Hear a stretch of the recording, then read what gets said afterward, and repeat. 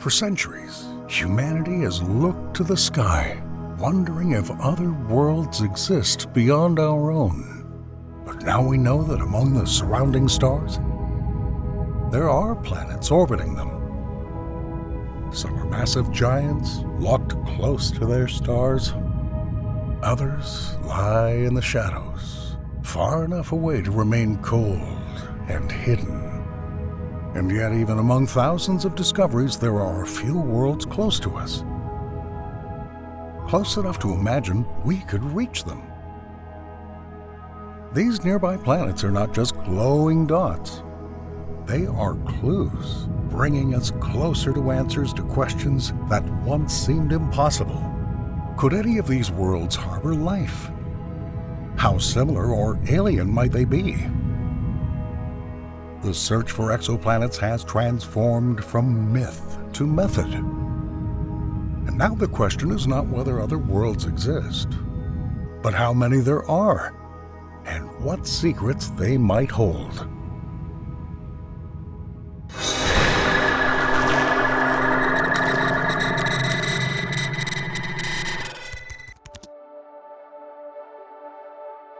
Our story begins in 1995, when 51 Pegasi b became the first planet discovered orbiting a star similar to our sun. A discovery that shook the foundations of astronomy. For centuries, we wondered, do other worlds exist beyond our planet? Early science fiction writers imagined distant planets suitable for life, while scientists endlessly speculated. But until this moment, planets outside our solar system existed only in our imagination. The answer, however, was hidden in the silent motion of stars, detectable only through new technology. Swiss astronomers Michel Mayor and Didier Queloz, leading a team equipped with powerful spectrographs, found the first signs of an exoplanet orbiting a sun-like star in the Pegasus constellation. They announced that there was indeed a massive gas giant, similar to Jupiter, but orbiting much closer to its host star, completing an orbit at an astounding speed every 4 days. This discovery was made possible by observing a wobble in 51 Pegasi, a tiny but noticeable shift in the star's position caused by the gravitational pull of an unseen companion. The radial velocity method used here, with great success, allowed scientists to measure this minuscule shift in starlight, somewhat like a faint drumbeat in a distant room. It's a subtle vibration we can sense but not see. The radial velocity method enabled scientists to detect this heartbeat of the star, concluding the presence of a planet by analyzing regular oscillations in its spectral data. This discovery wasn't just proof that other planets exist, but proof that we could find them. For the first time, the scientific pursuit of planets outside the solar system stopped being purely speculative and transformed into a tangible search. This discovery shed light on an entirely new field of astronomy, planetology. However, for some of our erudite viewers, a very logical question may arise. Was 51 Pegasi b truly the first observed exoplanet? Well, that's a good question, and the answer is nuanced. Pegasi b was the first confirmed exoplanet found orbiting a sun-like star in 1995. However, it was not the first exoplanet ever observed. In fact, the first confirmed exoplanet was discovered orbiting an entirely different type of object, a pulsar. In 1992, astronomers Alexander Wolfstan and Dale Frail discovered 2 planets which were given evocative names: Poltergeist and Phobiter. However, these planets orbited a rapidly spinning neutron star, Lich, named after a powerful fictional undead creature, since it made their environment vastly unlike any conceivable planetary systems with conditions far too hostile for life as we know it. Thus, Pegasi b received special recognition because it was the first confirmed exoplanet orbiting a Sun-like star, suggesting that planets could exist in environments more familiar to us. This discovery sparked a wave of exoplanet research focused on stars that might resemble our solar system. Beyond confirming the existence of exoplanets, the discovery of 51 Pegasi b expanded our understanding of their diversity. How could a gas giant form so close to a star without being engulfed? Well, until then, many astronomers believed that only small, rocky planets like Earth could orbit a star up close. And this hot Jupiter made us rethink models of planetary system formation. Along with it, the search for planets turned from an isolated theory into one of the most dynamic areas of discovery in modern science.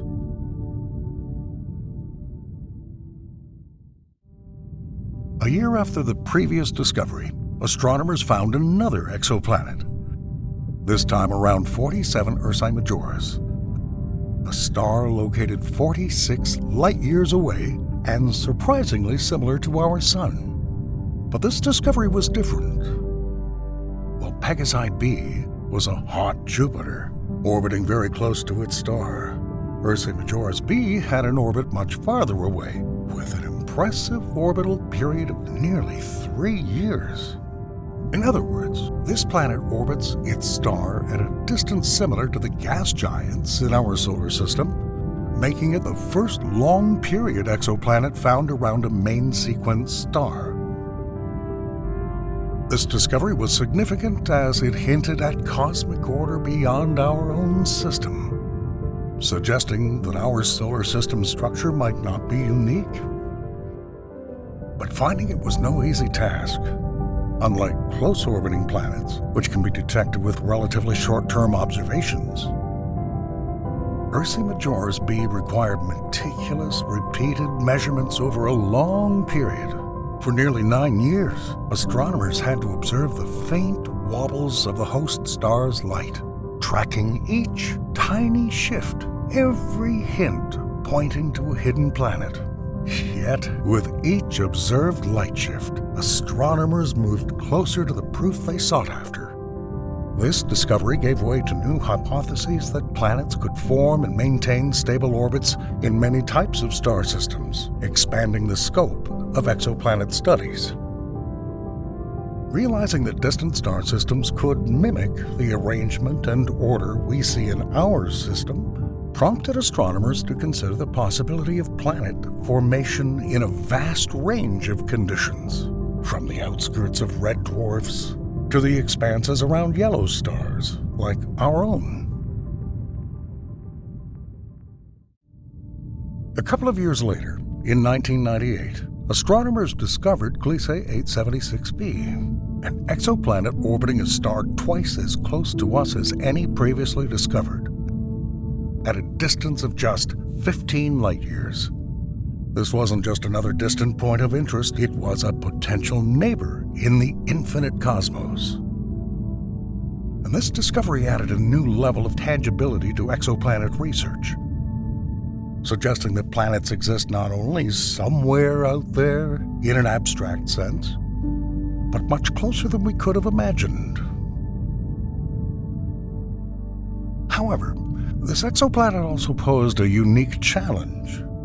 It orbits a red dwarf, a type of star with properties vastly different from our Sun. Red dwarfs are smaller, dimmer, and cooler. For years, astronomers doubted that these stars could be hosts to planets, especially large ones. A gas giant orbiting close to a red dwarf once again defied existing theories of planet formation, pushing scientists to rethink and adapt their understanding of where and how planets might form. initially discovered through the combined efforts of the W.M. Keck and Lick observatories using the radial velocity method. Gliese 876b turned out to be a massive gas giant. Its existence confirmed by observing the faint wobble of its parent star. This back-and-forth motion caused by the gravitational pull of its unseen planet showed that the red dwarf was indeed significantly influenced. To collect precise data on the planet's mass, astronomers employed an astrometric technique using the Hubble Space Telescope, an unprecedented method that enabled researchers to receive highly accurate mass measurements. Using Hubble's fine guidance sensors, a specialized instrument typically used for telescope aiming and stabilization, a team led by George Benedict and Barbara MacArthur measured the side-to-side wobble of Gliese 876. Over the course of 2 years, they meticulously mapped this small shift, comparable to the size of a quarter, viewed from 3,000 miles away. These measurements revealed that the planet's mass is 2 to 2.5 times greater than Jupiter's, which allowed them to classify it as a low-mass gas giant, and the first exoplanet whose mass was confirmed through astrometry.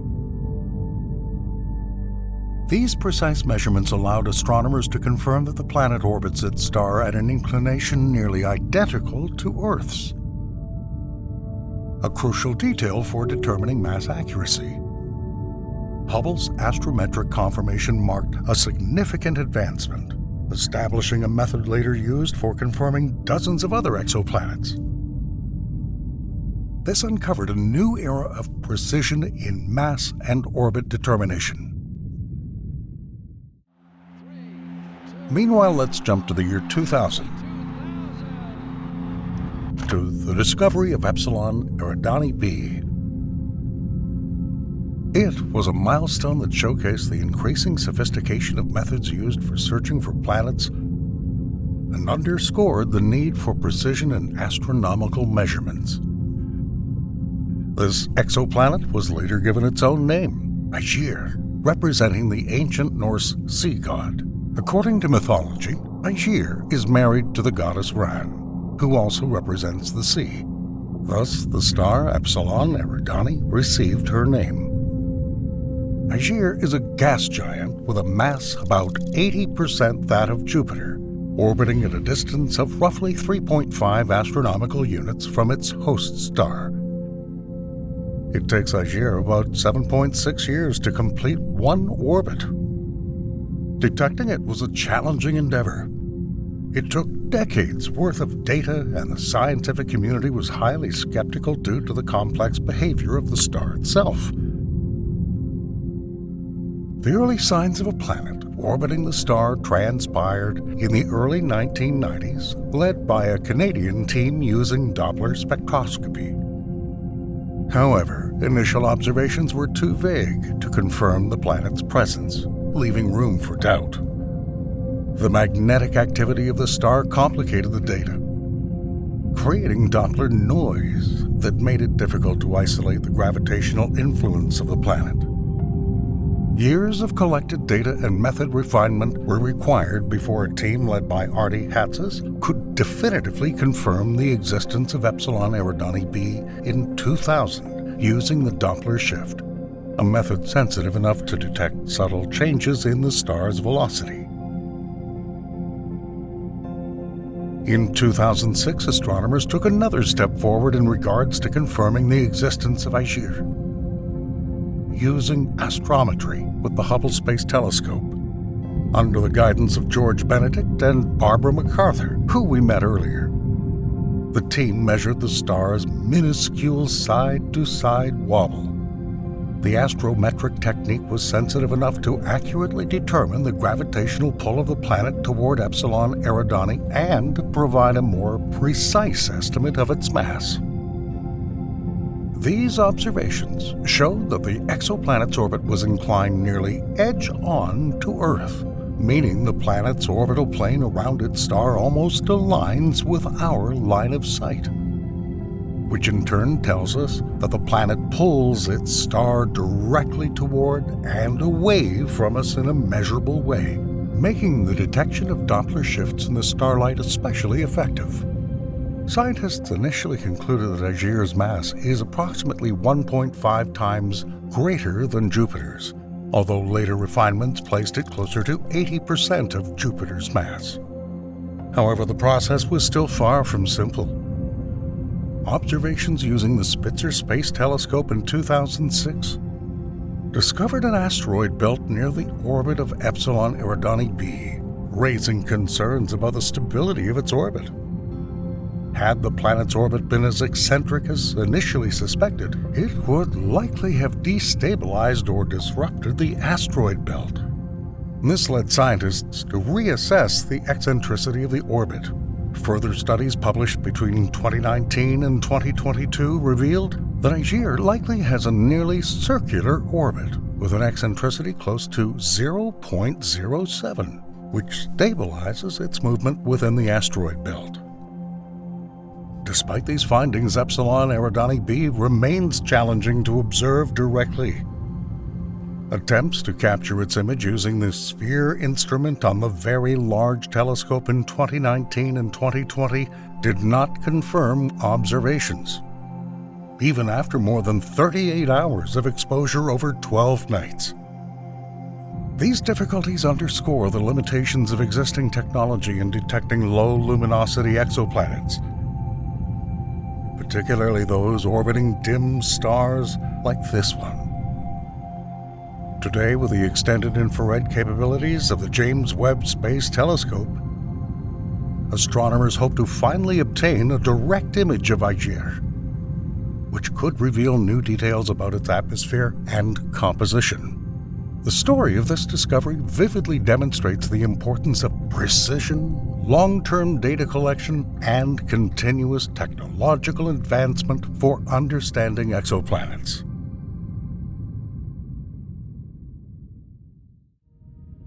The next milestone in exoplanet science was the discovery of Proxima Centauri b in 2016. Orbiting the star closest to our Sun, only 4.25 light-years away, this planet became the closest known exoplanet to us. Proxima Centauri b immediately drew astronomers' attention to its Earth-like characteristics: a similar mass, and an orbit within the habitable zone of its star, a region where temperatures could allow for liquid water. This combo of proximity and potential habitability made its discovery historic, sparking enormous excitement and hope in the scientific community. This discovery was the culmination marking years of focused, long-term observations under the Pale Red Dot Project. Launched specifically to detect an exoplanet around Proxima Centauri, the project represented a substantial collaborative effort, with astronomers worldwide meticulously monitoring tiny changes in the star's light. By tracking minuscule Doppler shifts caused by the gravitational pull of the planet, scientists confirmed its existence and some characteristics. The success of the Pale Red Dot Project stands as a testament to the dedication of astronomers who, despite the challenge of detecting such faint signals, remained unwavering in their commitment to finding nearby. These observations took several years and required extremely precise measurements, as the star's own flares and activity complicated the data. In the end, the team's hard work paid off, proving that not only did this planet exist, but also the fact that it was close enough for in-depth study, possibly even with direct imaging in the near future. Due to its proximity to Earth and potential habitability, Proxima Centauri b has become a prime candidate for future exploration. The possibility of studying it up close, or even sending an interstellar probe there, has stirred discussions among scientists and engineers worldwide.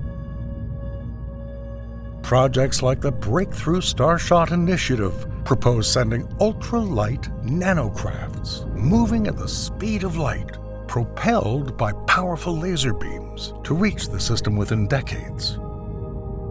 These probes could capture the first images of the planet, revolutionizing our understanding of exoplanetary environments.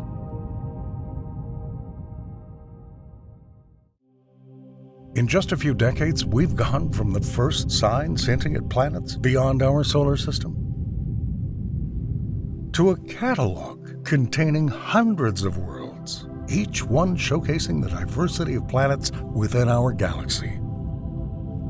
Every nearby exoplanet we've discovered works toward deepening our understanding of what makes a planet unique and what could make it habitable. As technology advances, we're getting even closer to direct observations and the tantalizing possibility of exploring these worlds up close. From detecting distant wobbles to imagining interstellar probes, our search has transformed the night sky into a map of possibilities, bringing us closer to understanding our place in the cosmos. Today, exoplanets inspire not only our questions, but our ambitions, pushing us toward a future where discovering our neighbors in space is more than a dream. It's our next frontier.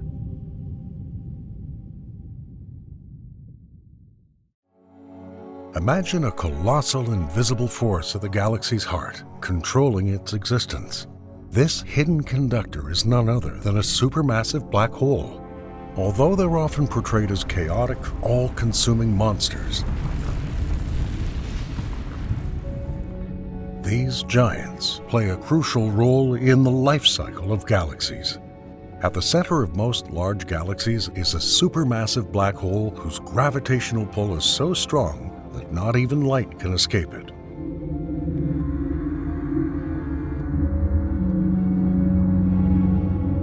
However, they actually do more than just absorb matter. They act as the heart and lungs of their galaxies, breathing life into the celestial environment in ways that are only beginning to be understood. Recent research shows that the jets of gas and radiation ejected from the poles of supermassive black holes are akin to the airways that feed our lungs. These jets create shock waves that oscillate, much like the thoracic diaphragm in our chest cavities, which moves to inflate and deflate our lungs. This respiratory system helps regulate the growth of galaxies, preventing them from getting too big and ensuring a delicate balance in the cosmic ecosystem. A simulation shows how a galaxy's heart and lungs in the form of gas plumes from a central supermassive black hole can prolong its life. If these supermassive black holes did not act as galactic regulators, the universe would be filled with zombie galaxies, huge clusters of dead or dying stars. The shock waves generated by black hole jets can prevent star formation by heating the surrounding gas, preventing it from cooling and condensing into new stars. This process may seem destructive, but it's necessary to maintain the health and longevity of galaxies. Today, we'll try to understand the mysterious nature of supermassive black holes, learn the profound impact they have on the universe, and by the end, we'll realize that even in the darkest corners of the cosmos, there is a heartbeat that connects us all. To fully understand the impact of black holes on galaxies, we need to understand their formation, types, and some key discoveries. Black holes can form in two main ways. The most common way is associated with the death of massive stars. When a star with a mass of about 8 to 10 times that of our Sun exhausts its nuclear fuel, a catastrophic explosion, known as a supernova, occurs. The core collapses under its own gravity, forming a stellar mass black hole. Such black holes usually have a mass several times that of the Sun. Another way is the direct collapse of massive gas clouds, which completely bypasses the star formation stage. This process can lead to the formation of black holes with masses from thousands to hundreds of thousands of solar masses. Such direct collapses are thought to have occurred in the early universe, and were the seeds of the supermassive black holes we see today. The concept of black holes was first predicted by Carl Schwarzschild in 1915 as an exact solution to the equations of Einstein's general theory of relativity. These equations describe how matter forms the fabric of space and time. Schwarzschild's solution allowed us to discover regions where gravity is so strong that nothing, not even light, can escape it. The first black hole confirmed by observations was Cygnus X1. Discovered in 1964, this stellar mass black hole in the Milky Way was identified by X-ray emission that was caused by the accretion of material from a companion star. This discovery was the first convincing evidence that black holes are not just theoretical constructs, but real objects in the universe. Scientists have determined that a black hole consists of three main regions: the event horizon, the photon sphere, and the singularity. The event horizon is the boundary beyond which nothing can go once within its limits. The photon sphere is a region where gravity is so strong that light particles are forced to orbit. In the center, there is a singularity, a point of infinite density where the laws of physics known to us are destroyed. Black holes come in a variety of sizes. Stellar mass black holes are formed from collapsing stars and have masses several times that of the Sun. Supermassive black holes, located at the center of most galaxies, have masses ranging from millions to billions of solar masses. Intermediate mass black holes, which are less common, fall between these two categories and have masses between 100 and 100,000 solar masses. The 2019 Event Horizon Telescope collaboration has captured the first ever image of a black hole located in the galaxy M87. In this historic image, the black hole's shadow can be seen against a glowing accretion disk. The observation provided direct visual confirmation of theories about black holes and opened new possibilities for studying these mysterious objects. One of the most common and debated questions about black holes lately is whether they die. According to Stephen Hawking's theory, black holes can slowly evaporate over time through a process known as Hawking radiation. This occurs when pairs of virtual particles form near the event horizon, one falling into the black hole and the other flying out.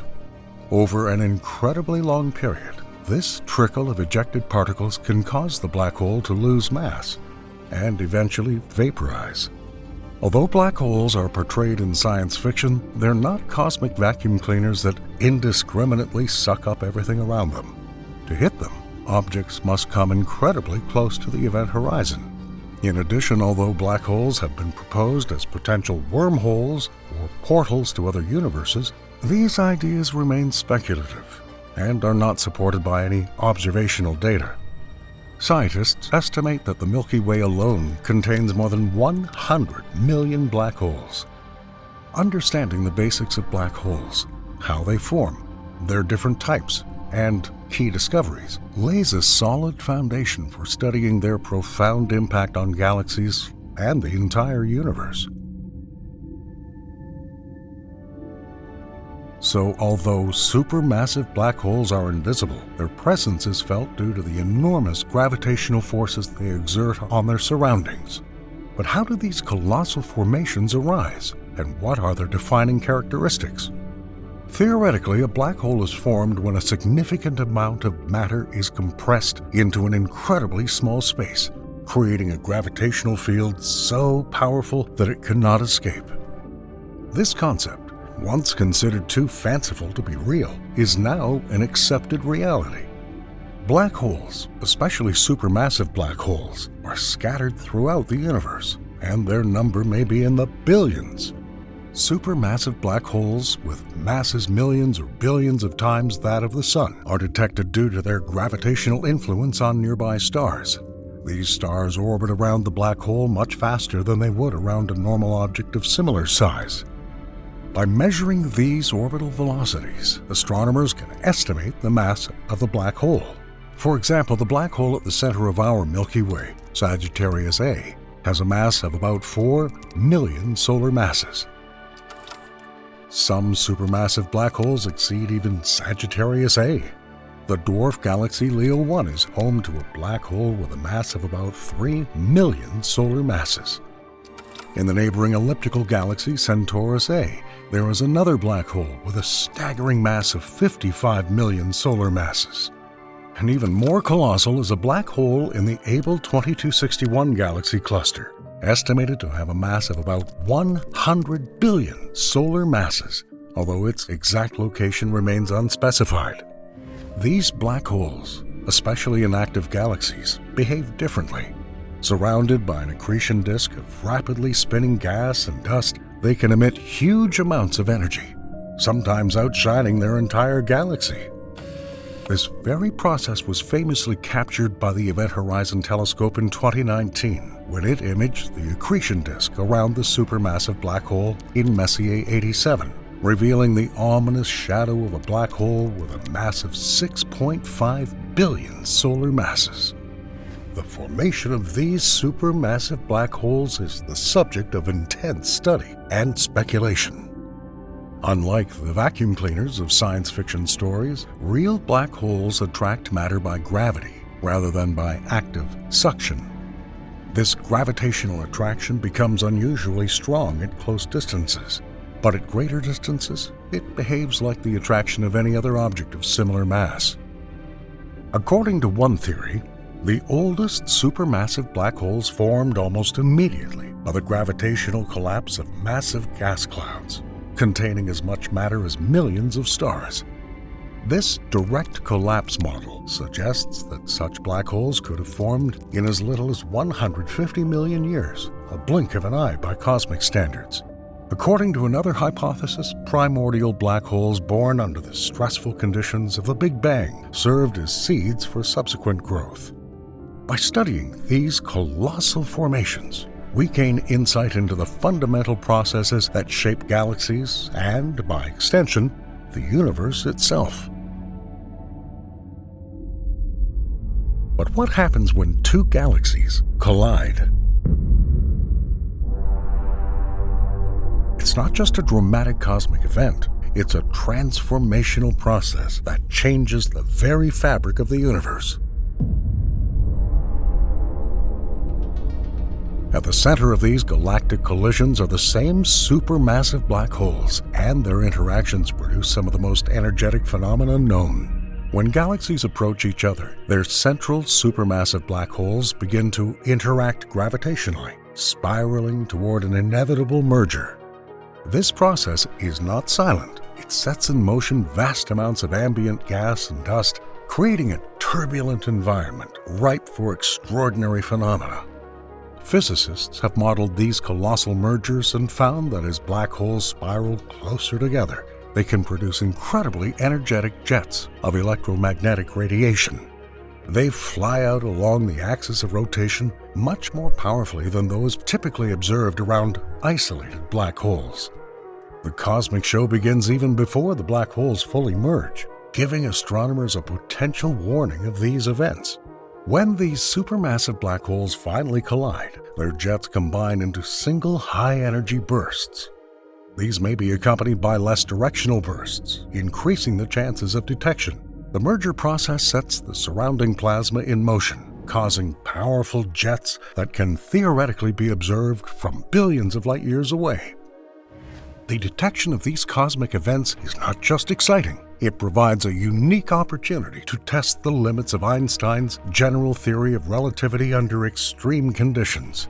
The observation of these mergers can either strengthen the current understanding of gravity or open up new physics, potentially leading to alternative theories.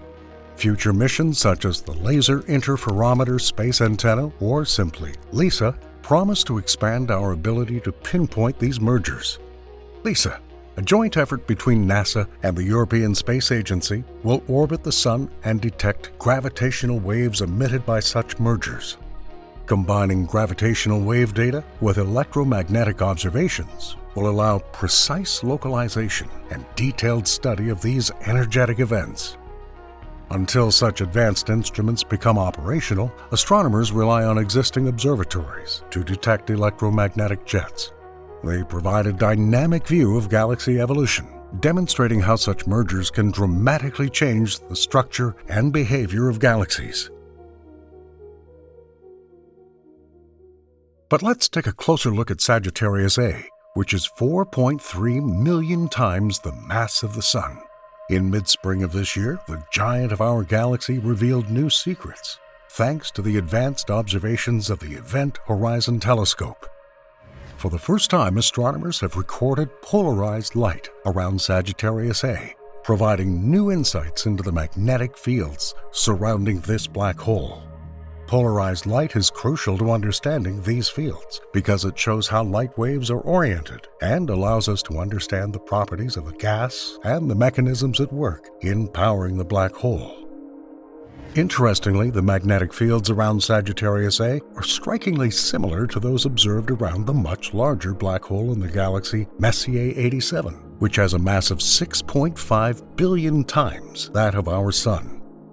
This similarity suggests that strong, organized magnetic fields may be a common feature of all black holes, regardless of their size. The presence of such magnetic fields makes the possibility that Sagittarius A may contain a hidden jet intriguing. In other black holes, these fields drive powerful streams of matter. Although Sagittarius A appears relatively quiet, consuming a minimum of matter, the similar structure of its magnetic field hints at the possibility of a weak jettison that has yet to be observed.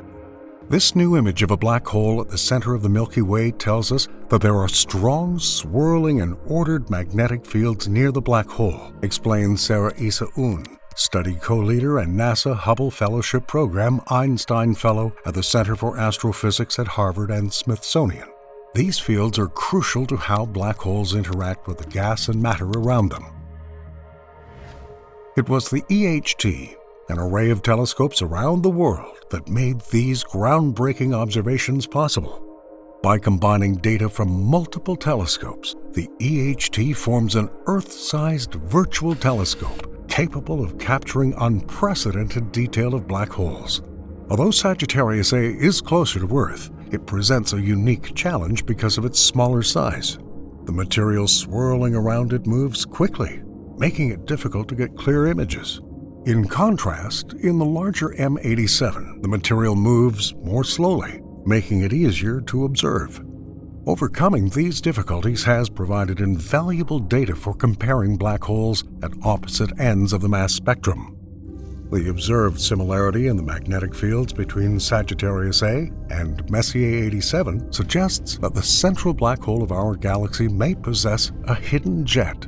If such a jet exists, it would provide new insights into the behavior and evolution of black holes and the galaxies in which they reside.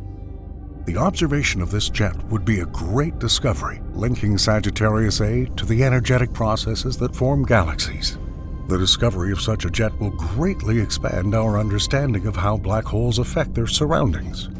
Jets can expel gas and dust, affecting star formation and the overall evolution of galaxies. By comparing different black holes, astronomers will be able to identify the universal principles that govern these mysterious objects. Studying our own supermassive black hole allows us to root these abstract concepts in a familiar context, bringing distant space closer to home.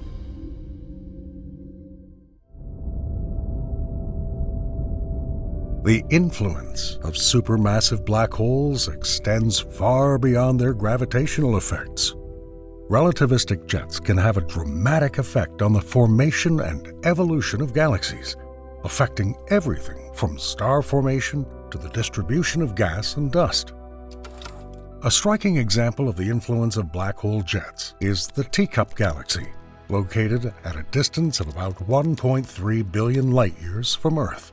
The Teacup Galaxy got its name because of its peculiar handle structure, which was formed due to the activity of a relativistic jet from its central supermassive black hole. This galaxy is a vivid example of how even low-powered jets can significantly affect the environment. Even in the case of radio-quiet galaxies, jets can redistribute and disrupt the surrounding gas, and this will have an impact on the galaxy's ability to form new stars. Recent observations with the Atacama Large Millimeter Array have shown that jets in the Teacup Galaxy, although relatively weak, move, heat, and accelerate the galaxy's gas. Even in the case of radio-molten galaxies, jets can redistribute and disrupt the surrounding gas, and this affects the galaxy's ability to form new stars, explains Cristina Raus Almeida, an astronomer at the Instituto de Astrofísica de Canarias. The effects of these jets do not always occur head-on. The study found that the most significant effects in the Teacup Galaxy occur perpendicular to the direction of the jets. This lateral turbulence is caused by shock waves generated by the jet bubble, which heats and inflates the gas.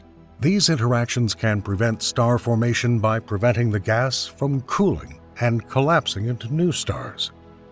While strong jets can heat the gas in galaxies to such an extent that they slow its growth, preventing the formation of new stars, weaker jets, such as in radio-quiet galaxies, also play an important role.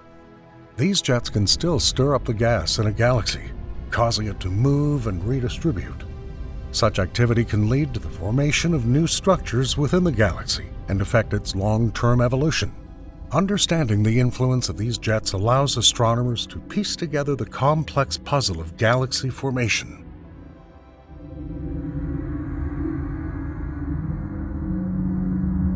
Supermassive black holes are an integral part of the life cycle of galaxies, from the dramatic changes caused by powerful jets to the more subtle but significant effects of weak ones.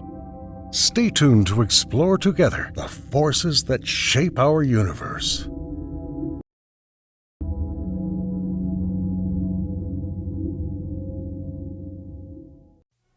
In the field of space exploration, the James Webb Space Telescope is a beacon of human ingenuity and curiosity. Its recent incursion into the depths of our solar system has revealed discoveries that challenge the possibility of life beyond Earth. Among the many celestial bodies orbiting our giant neighbor Jupiter, Europa is a world of special interest. With its jagged surface and hidden ocean, this icy moon has long intrigued scientists and dreamers alike. However, it's the recent discovery of JWST that's brought Europa into the spotlight of astrobiological research. JWST, in an unprecedented observation of the Moon, has discovered carbon dioxide on Europa's surface. This discovery, while seemingly simple, has profound implications. Carbon dioxide, a molecule integral to life as we know it here on Earth, could be a marker pointing to the potential terrestrial worlds. Let us together delve into the data obtained by JWST. What secrets does Europa hide beneath its icy facade? Could the discovery of carbon dioxide be a clue to life beyond Earth?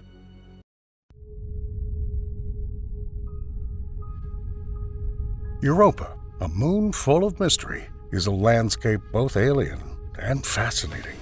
Its surface is covered in a canvas of ice, with a complex network of lines and ridges. These features, known as lineae, are not just surface scars, but tell the story of the dynamic geologic processes taking place.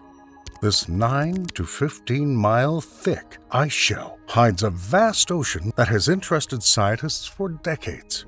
The lines on Europa's surface are believed to be the result of the ice crust interacting with the moon's underground ocean. These cracks and ridges form as the ice shifts and breaks, a process driven by Europa's motion around Jupiter. Beneath this frozen barrier is a salty ocean, estimated to be 40 to 90 miles deep. This hidden sea, dark and cold, is kept liquid not by solar heat, but by Jupiter's immense gravitational pull. So-called tidal deformations. The satellite rotates around its giant parent and generates enough heat to maintain the ocean's liquid state. The chemical composition of this ocean is the subject of intense research and speculation. It's believed that there may be hydrothermal vents on the ocean floor, similar to those found in Earth's oceans. These vents may provide the necessary energy and minerals to sustain life, making Europa's oceans a prime candidate for the search for extraterrestrial life. The physical properties of Europa's oceans also raise intriguing questions. The presence of salts and the ability to form complex organic compounds, combined with the energy of hydrothermal activity, create an environment in which life can exist. Ocean depths and pressures, although extreme, are not beyond habitability, as evidenced by life in the deep gorges on Earth. Europa's mysterious environment with its icy surface and ocean is an interesting case for research. But what exactly has attracted the eyes of scientists to this moon this time? With the help of JWST, astronomers have made an interesting discovery. Using data from NASA's Space Telescope, they've detected carbon dioxide on the icy surface of the satellite. This discovery is not just an addition to Europa's chemical profile, it's an important key to understanding the moon's potential for life. Using the near-spec near-infrared spectrograph, JWST has discovered carbon dioxide in the geologically young and chaotic Terra Regio locality. This discovery is not just about the presence of a molecule, it's about its origin. The carbon dioxide on the surface of Europa is thought to have come from within, from its mysterious underground ocean, rather than having been deposited by external forces, such as meteorites. This discovery suggests a dynamic exchange between Europa's ocean and its icy shell. The most interesting thing here is that carbon dioxide is unstable on Europa's surface, suggesting constant replenishment from the moon's interior. The presence of carbon dioxide in the young terrain region indicates a recent and possibly ongoing process. This exchange may hold the key to understanding ocean chemistry and, by extension, its ability to support life. This discovery was made possible by the near-spec JWST instrument, which provided detailed spectra of Europa's surface. The ability to pinpoint the location of specific chemicals, such as carbon dioxide, allows astronomers to build a more complete picture of Europa's chemical landscape. Each discovery adds a piece to the puzzle of this mysterious moon. But why is this gas being released? And even more so, how does this cosmic body remain warm, supporting a liquid subsurface ocean? Europa, in its gravitational interaction with Jupiter, experiences a phenomenon known as tidal deformation, or tidal flexing. This process, caused by Jupiter's enormous gravitational pull, is one of the key factors in shaping Europa's potential to harbor life. As Europa revolves around Jupiter, its shape is constantly bending. This constant bending generates significant internal heat, a process quite different from the solar heating that we're familiar with on Earth. This internal heating is critical because it's thought to keep Europa's underground ocean in a liquid state, despite the relatively low temperature of outer space. The heat generated by tidal bends may also stimulate geologic activity on Europa, such as subglacial volcanism and hydrothermal vents. These openings, if present, may be similar to those in Earth's deep oceans, which teem with life despite the lack of sunlight. The energy provided by tidal bends could be a crucial ingredient for life. In Earth's oceans, hydrothermal vents support entire ecosystems where life forms utilize chemical energy released from the Earth's interior. On Europa, a similar process could occur, with life forms potentially using the energy from hydrothermal vents to power their metabolic processes. In such an environment, life could exist independently of sunlight, relying instead on the chemical and thermal energy provided by Europa's internal dynamics. Carbon dioxide, a molecule so integral to life on Earth, now takes center stage in the discussion of extraterrestrial life. On our home planet, carbon dioxide is the cornerstone of the biological process of photosynthesis that drives Earth's ecosystems. But what role can this essential molecule play in the cold, alien environment of Europa? The discovery of carbon dioxide on Europa by the James Webb Space Telescope opens up intriguing possibilities. In extraterrestrial environments, especially on icy moons like Europa, carbon dioxide may play a different but equally important role in sustaining life. In the absence of sunlight, life in Europa's oceans will have to rely on chemical energy, a concept known as chemosynthesis. This is where carbon dioxide can play a key role. In Earth's deep oceans, some organisms use carbon dioxide, combined with hydrogen from hydrothermal vents, to create organic matter. This process, although independent of sunlight, is a fundamental aspect of life in extreme environments. The presence of carbon dioxide on Europa may indicate a similar process. If there are hydrothermal vents in Europa's oceans, as many scientists believe, these may be the very places where life forms use carbon dioxide, perhaps like Earth's deep-sea organisms. This leads to an intriguing question. Could the carbon dioxide on Europa's surface be a byproduct of biological activity in its oceans? While the topic remains speculative, such a possibility adds an exciting dimension to the search for life beyond Earth. The role of carbon dioxide in extraterrestrial biological processes is the subject of intense research and speculation. Its presence on an icy moon may be a marker indicating the potential for life in environments far removed from the sunlit world we know. So let's summarize. The key to Europa's potential habitability lies in three basic elements: liquid water, an energy source, and the necessary chemical elements such as carbon, hydrogen, nitrogen, oxygen, phosphorus, and sulfur. Europa's subsurface ocean and the energy generated by tidal bends are consistent with the first 2 points, and the presence of carbon dioxide on its surface hints at the presence of the necessary elements. Detecting carbon dioxide on Europa is an important piece of the puzzle. On Earth, carbon dioxide is integral to life, playing a central role in photosynthesis and respiration. In the alien environment of Europa, this molecule may be equally important, potentially acting as a building block or part of metabolic processes for hypothetical life forms. The presence of carbon dioxide also suggests that Europa's environment is chemically active, a key factor in the search for life. This activity could indicate geologic processes or even hint at biological processes if life existed there. It's also only possible to emphasize the importance of studying Europa's ocean as a testing ground for understanding the origin of life. The conditions on Europa may be similar to those of early Earth, giving a rough idea of how life could have originated under extreme conditions. On Earth, carbon dioxide is a fundamental component of life, involved in processes such as photosynthesis and respiration. In the alien environment of Europa, this molecule could play a similar role, potentially serving as a building block for life or part of the metabolic processes of a life form. Carbon dioxide could be a byproduct of biological activity or a resource. As we stand on the threshold of a new era in astrobiology, the significance of the discoveries of the James Webb Space Telescope propels us into a future rich with possibilities. Upcoming missions to Europa, particularly the European Space Agency's JUICE, Jupiter Icy Moons Explorer, and NASA's Europa Clipper, are designed to broaden our horizons and deepen our understanding of this enigmatic moon.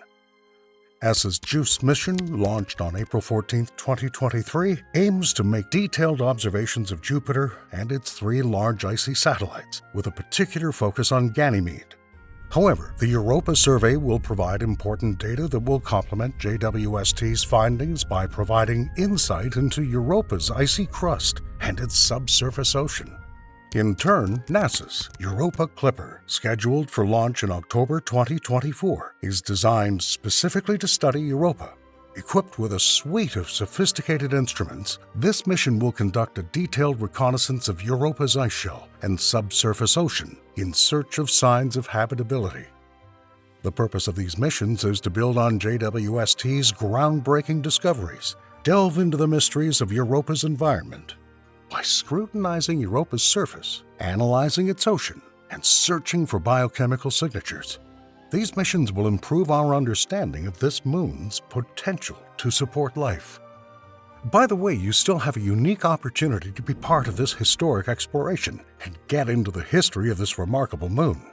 To quote NASA, join the mission and have your name engraved on NASA's Europa Clipper spacecraft as it travels 1.8 billion miles to explore Europa, an ocean world that may support life. Sign your name today to the message in a bottle. End of quote.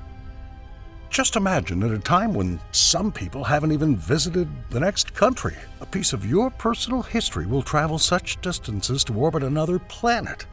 A truly mesmerizing thought. By adding your name, you're not just leaving a personal mark, you're becoming part of a legacy that will resonate in the annals of space exploration. Europa, once a distant and icy moon, is now the center of our quest to understand the existence of life beyond Earth.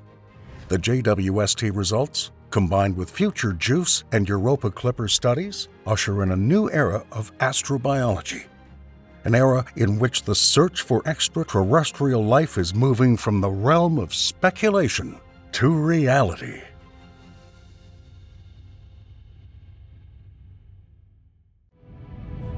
Imagine a universe that's just beginning, only a few 100 million years old, a time when the first galaxies were forming. Thanks to the James Webb Space Telescope, we've made groundbreaking discoveries that take us back to an ancient era. Before you is a universe where every tiny point of light is a galaxy, a vast cluster of stars, planets, and mysteries. Among these countless galaxies, some are so distant that their light took billions of years to reach us. Studying these distant galaxies is of great importance because it helps us understand the early stages of cosmic evolution and the formation of structures in the universe. This spring, astronomers using JWST were able to peer into the earliest universe, discovering galaxies that existed more than 13 billion years ago. One of these discoveries concerns galaxies with red shifts between 9 and 11. But what does that mean? Simply put, redshift is a measure of how much light from these galaxies has been stretched by the expansion of the universe. The greater the redshift, the farther back in time we're looking.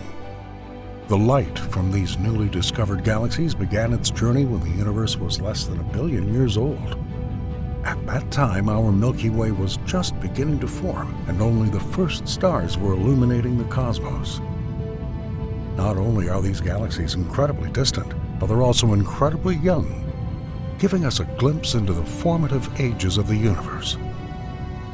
So, how did galaxies like ours originate and evolve over billions of years? Let's find out. In the depths of space, hidden among countless stars, lies Sears 43833. This galaxy, located at redshift 8.76, takes us back to a time when the universe was less than 600 million years old. Its light, traveling through the vastness of space, brings us valuable information about the early stages of galaxy formation. Looking deeper, astronomers have approached Sears 16943, an even more distant galaxy with a redshift of 11.4. This galaxy is one of the oldest ever observed, emitting its light at a time when the universe was only 400 million years old.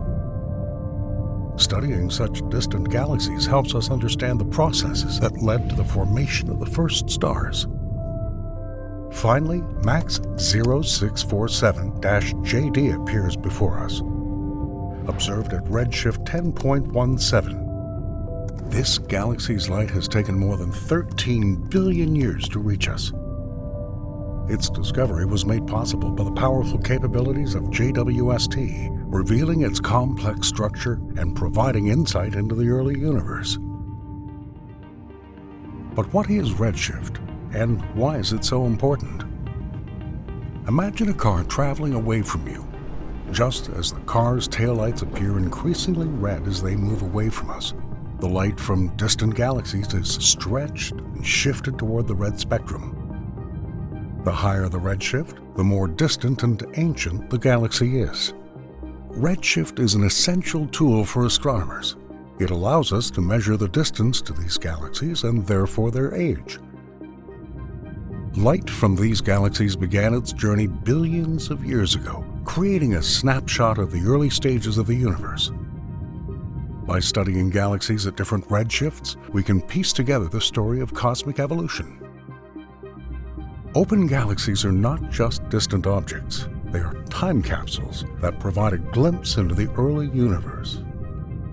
These discoveries address fundamental questions about our existence. How did the first galaxies form? What processes drove their evolution? And what does this tell us about our home, Milky Way? The discovery of these distant galaxies was made possible by two significant observing programs. These programs used the advanced capabilities of the James Webb Space Telescope to look deeper into the universe than ever before. The first program used the director's discretionary time to focus on observing high redshift galaxies. Under the leadership of principal investigator Pablo Arrabal. This program aimed to study the early universe, searching for galaxies formed just a few 100 million years after the Big Bang. By targeting specific regions of the sky, DD2750 successfully identified several ancient galaxies, including Sears 43833. The second program was part of an overall observational program led by principal investigator Dan Coe. This program was aimed at detailed spectroscopic studies of known candidates for high redshift galaxies. The GO 1433 program was instrumental in confirming the redshifts of these galaxies and studying their properties in detail. As part of this program, the team observed two other objects, obtaining valuable data on their composition and structure. JWST used two of its most powerful instruments, NIRSPEC and NIRCam, to make these groundbreaking observations. Let's take a closer look at how these instruments work. NIRSPEC, or Near-Infrared Spectrograph, is designed to simultaneously obtain spectra of multiple galaxies. This instrument can analyze light from galaxies to determine their chemical composition, temperature, density, and redshift. This instrument is crucial for studying the detailed properties of galaxies and understanding their evolution over time. NIRSPEC operates in the near-infrared, which is ideal for observing distant galaxies. By dividing the incoming light into its constituent wavelengths, the instrument creates a detailed fingerprint of each galaxy, revealing its unique characteristics. NIRCam, or near-infrared camera, serves a different but complementary purpose.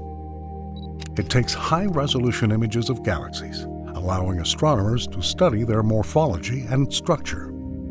The camera is particularly effective at observing faint and distant objects, making it indispensable for identifying and analyzing high redshift galaxies. The NIRCam's wide field of view allows large areas of the sky to be captured in a single image. This capability is critical for surveys such as DD2750 and GO 1433, where astronomers need to observe many galaxies simultaneously. By combining detailed spectra with high-resolution images, scientists can build a complete picture of these ancient galaxies. So what exactly did the scientists see? These ancient galaxies are incredibly small compared to our Milky Way. They are less than a kiloparsec across.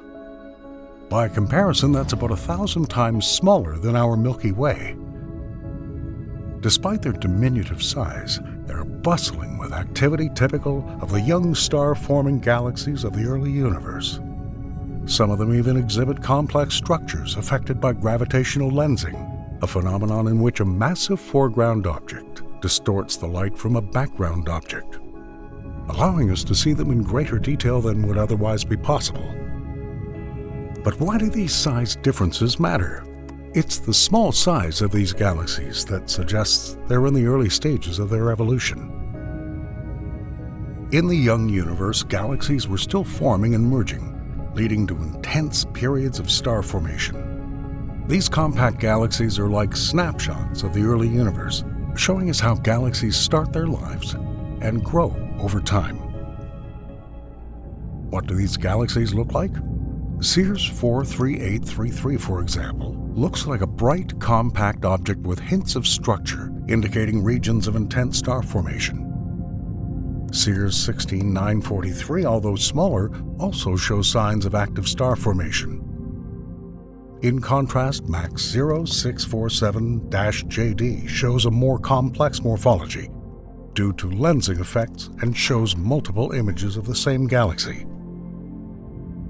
However, it's the understanding the light of these galaxies that's key to unlocking their secrets.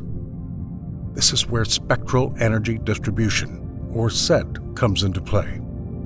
The SED represents the range of energy emitted by a galaxy in different wavelength ranges, from ultraviolet to infrared. By studying the SED, astronomers can infer various physical properties of a galaxy, such as its age, mass, and star formation rate. We use the NIRSpec and NIRCam data on JWST to create the SED. After that, we can model it using software that simulates different galaxy formation and evolution scenarios. By fitting the observed data to these models, we can estimate the galaxy's stellar mass, star formation history, and other important parameters.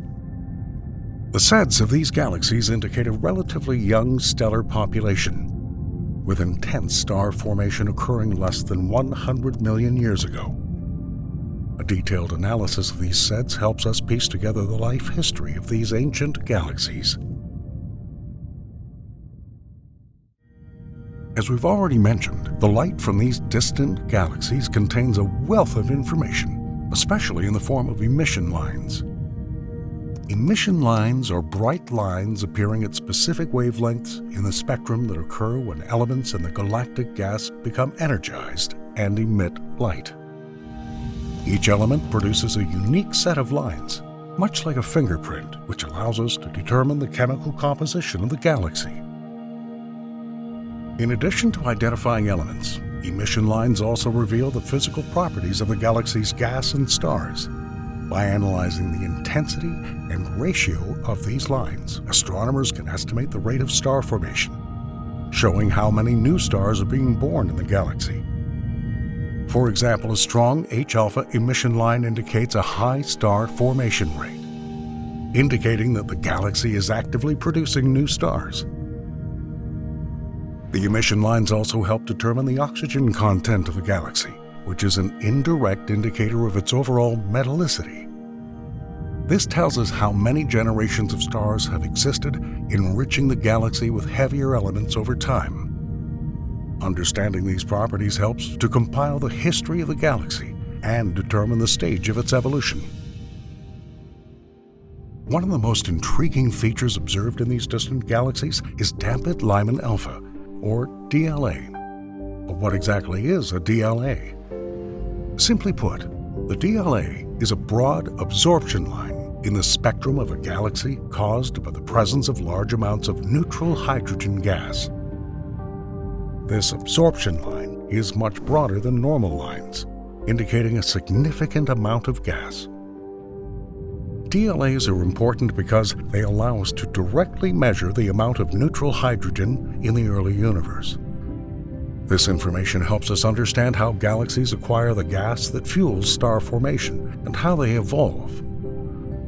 By studying the DLA, we can learn about the conditions in the universe when these galaxies formed. The detection of DLA in these galaxies involves analyzing their spectra for characteristic broad absorption features. This process allows us to quantify the amount of gas present and understand the environment around young galaxies. The presence of DLA in these galaxies tells us that they're rich in neutral hydrogen, which is crucial for star formation. It also provides insight into the intergalactic medium, the space between galaxies, and its role in galaxy formation. By comparing DLA features to different galaxies, we can build a more complete picture of the early universe. The discovery of these ancient galaxies provides a unique opportunity to compare them to other known superluminous galaxies. Unlike their more evolved counterparts, these newly discovered galaxies have distinctive characteristics that set them apart from others. What makes these new discoveries special is the unusual amount of dense gas surrounding them. This gas, consisting mainly of hydrogen and helium, is one of the earliest elements to exist in the universe. The presence of such dense gas is unusual because it indicates that these galaxies are in the earliest stages of their evolution. This dense gas is likely to fuel the formation of new stars, playing a crucial role in their evolution. Another unique feature of these galaxies is their low metallicity. In astronomy, metallicity refers to the content of elements heavier than hydrogen and helium in a galaxy. Low metallicity also confirms that these galaxies have not gone through many star formation cycles, which means that they have fewer heavy elements and that they're in the earliest stages of their evolution. Thus, they're an ideal laboratory to study the initial stages of galaxy formation and their evolution. This information will help us piece together the sequence of events that led to the formation of galaxies in the early universe. These discoveries also fit into the broader context of understanding the history of the universe. During the period known as the Age of Reionization, the universe went from opaque to transparent. The galaxies discovered by JWST are among the first to contribute to the reionization process by ionizing the gas around them. The next steps will involve creating large statistical samples of galaxies to estimate in detail the prevalence and brightness of their features. Researchers will continue to study where the gas is, how much of it is near the center of galaxies, and whether it's primordial or already contains heavier elements. In the meantime, we'll await new results and discoveries, which we will be sure to report to you.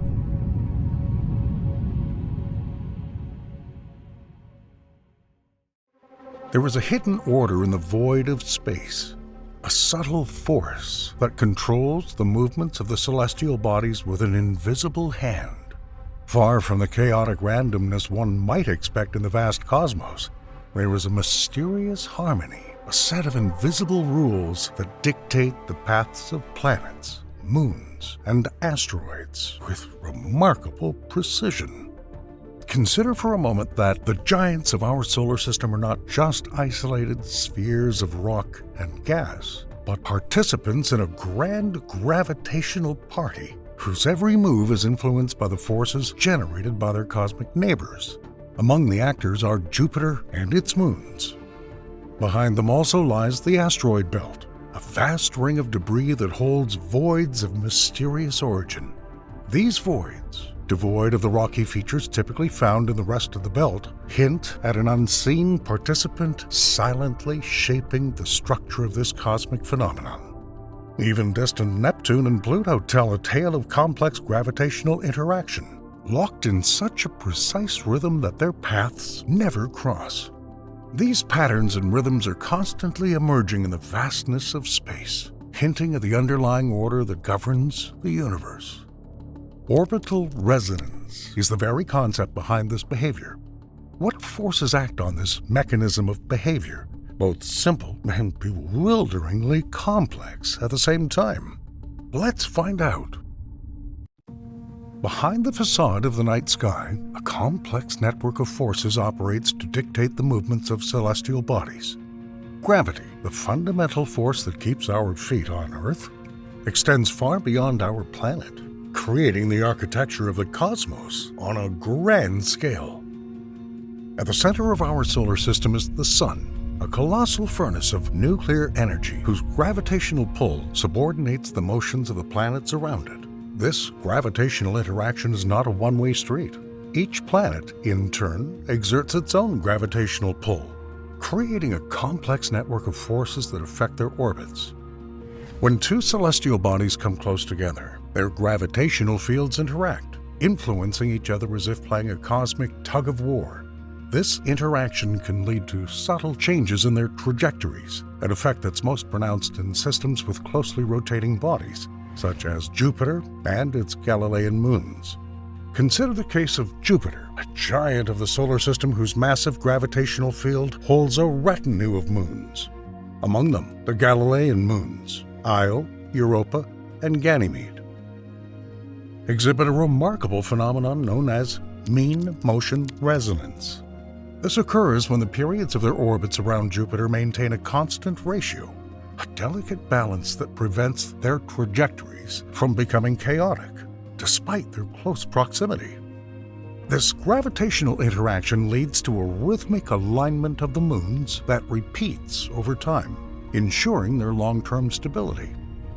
The forces at work do not simply pull the moons along their trajectories, but push them to positions that minimize potential disruptions to their orbits. Beyond the region of Jupiter and its moons, the gravitational interaction extends to the asteroid belt and beyond, where countless rocky bodies are influenced by the gravitational pull of nearby planets. This interaction can lead to gaps in the asteroid belt, regions devoid of asteroids formed by the resonant effects of Jupiter's gravity.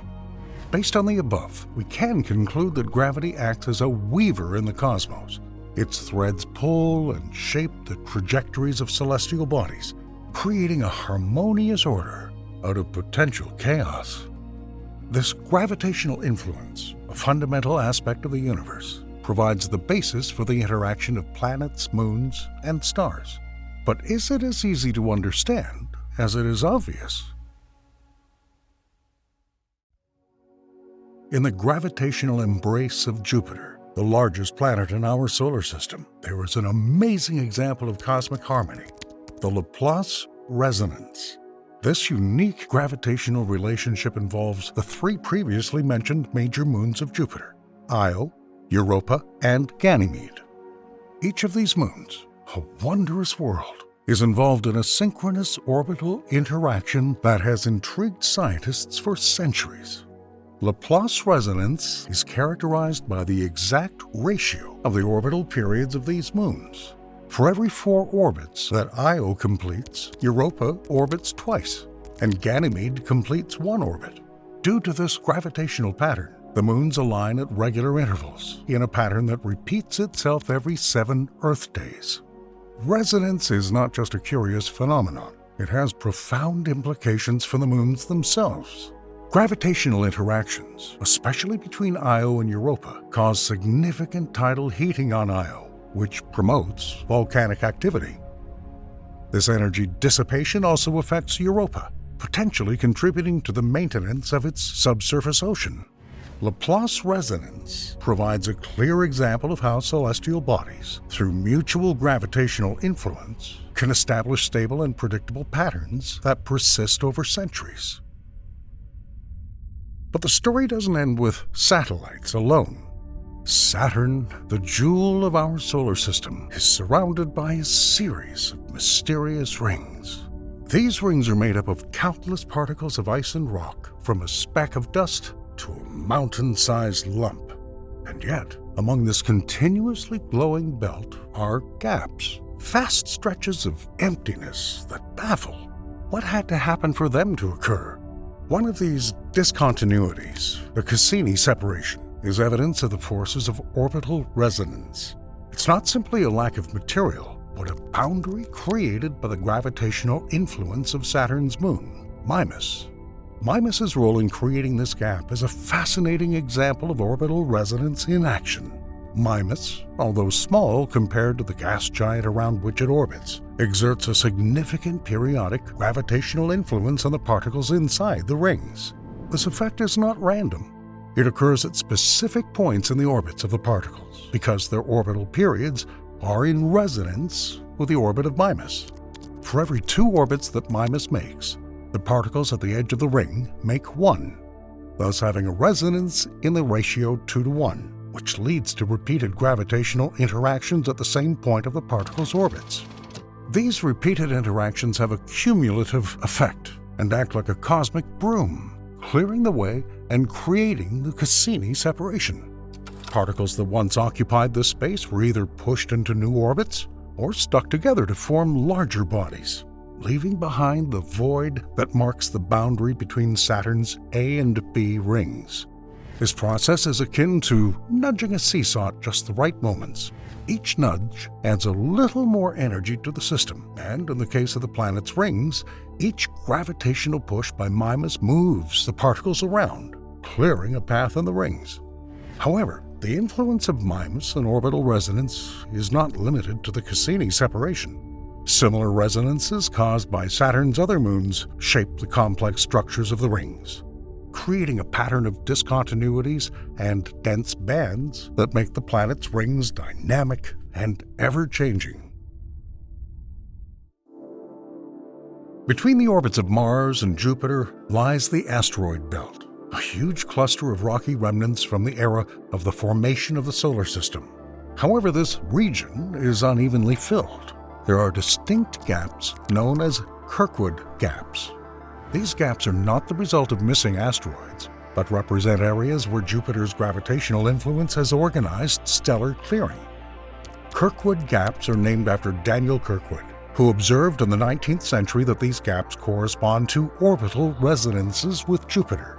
In these resonances, the orbital period of the asteroid in the gap will have a simple ratio to Jupiter's orbital period, such as 1 to 2, 2 to 3, or 3 to 4. At such distances from the Sun, the asteroid's orbit will periodically align with Jupiter in a pattern that will be repeated at each orbit.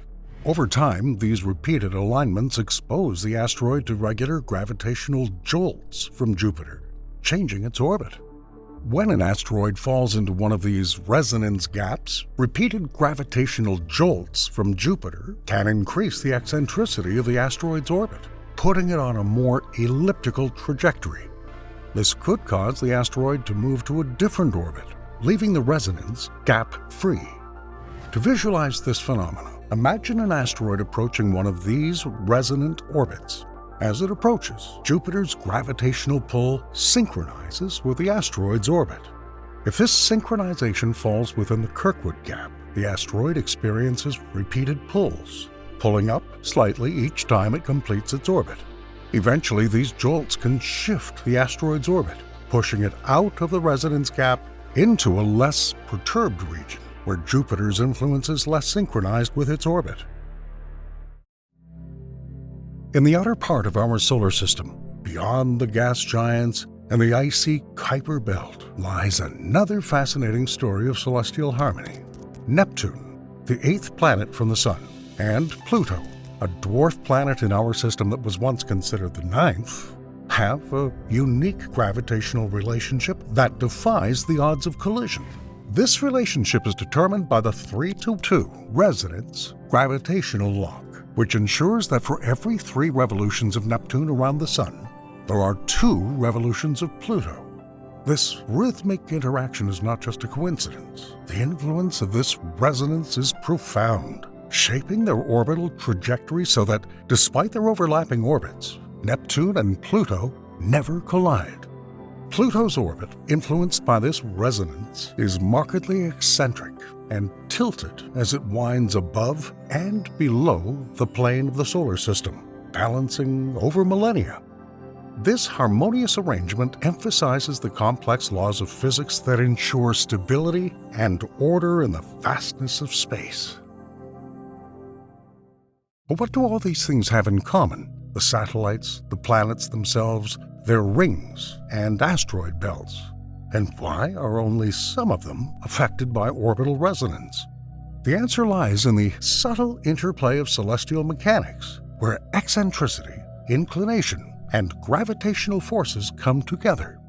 Orbital resonance is based on 3 key factors: eccentricity, a measure of the elongation of an orbit; inclination, the tilt of an orbit relative to a reference plane, whether concerning a star or another celestial body; and gravitational forces, which tie everything together.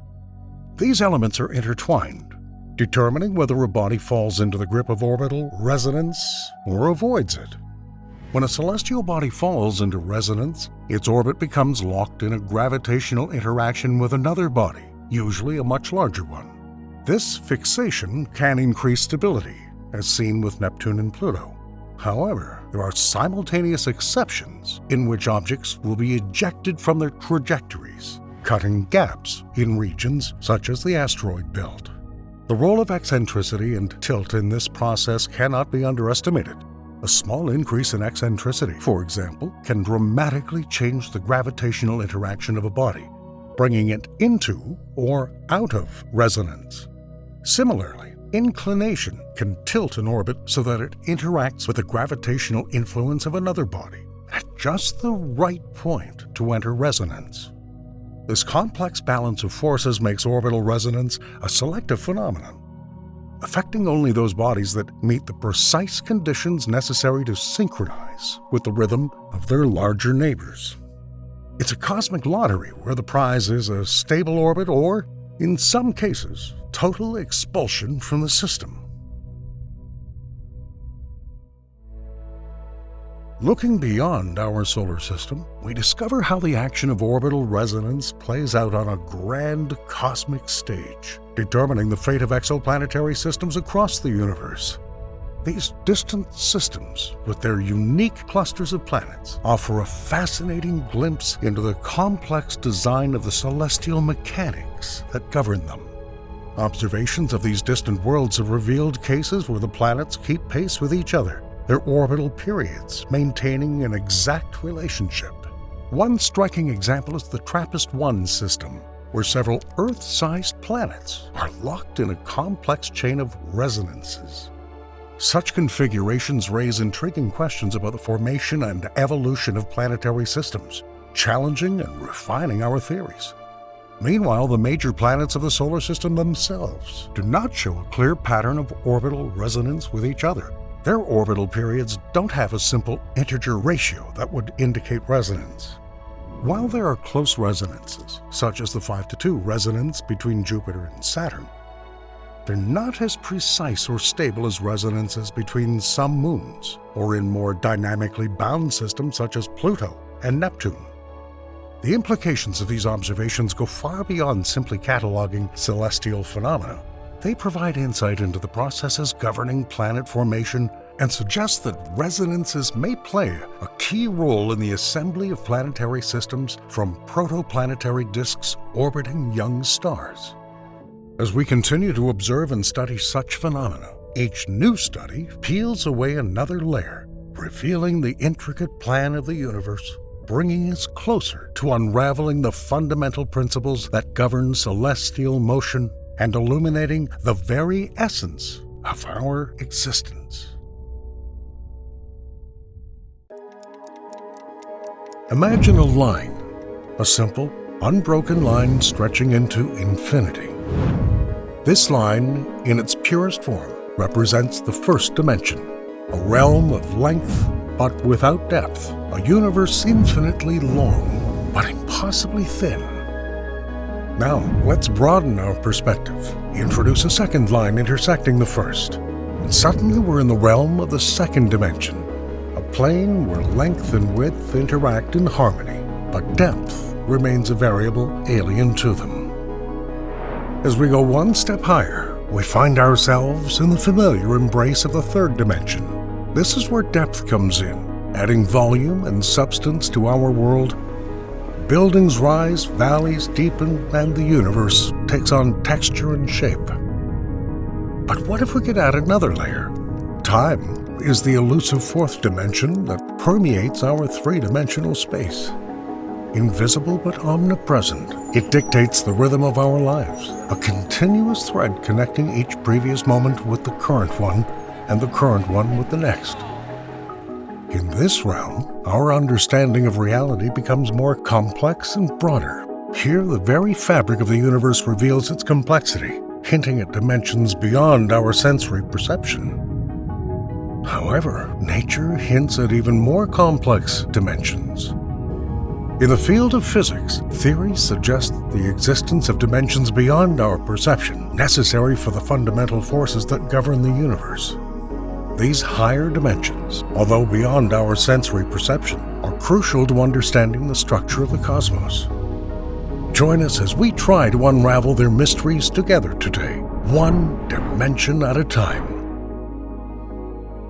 In a historical context, the concept of measurement permeates all human thought, from the abstract reflections of ancient philosophers to the revolutionary discoveries of modern physics. Philosophers once pondered the nature of existence, laying the foundations for our understanding of space.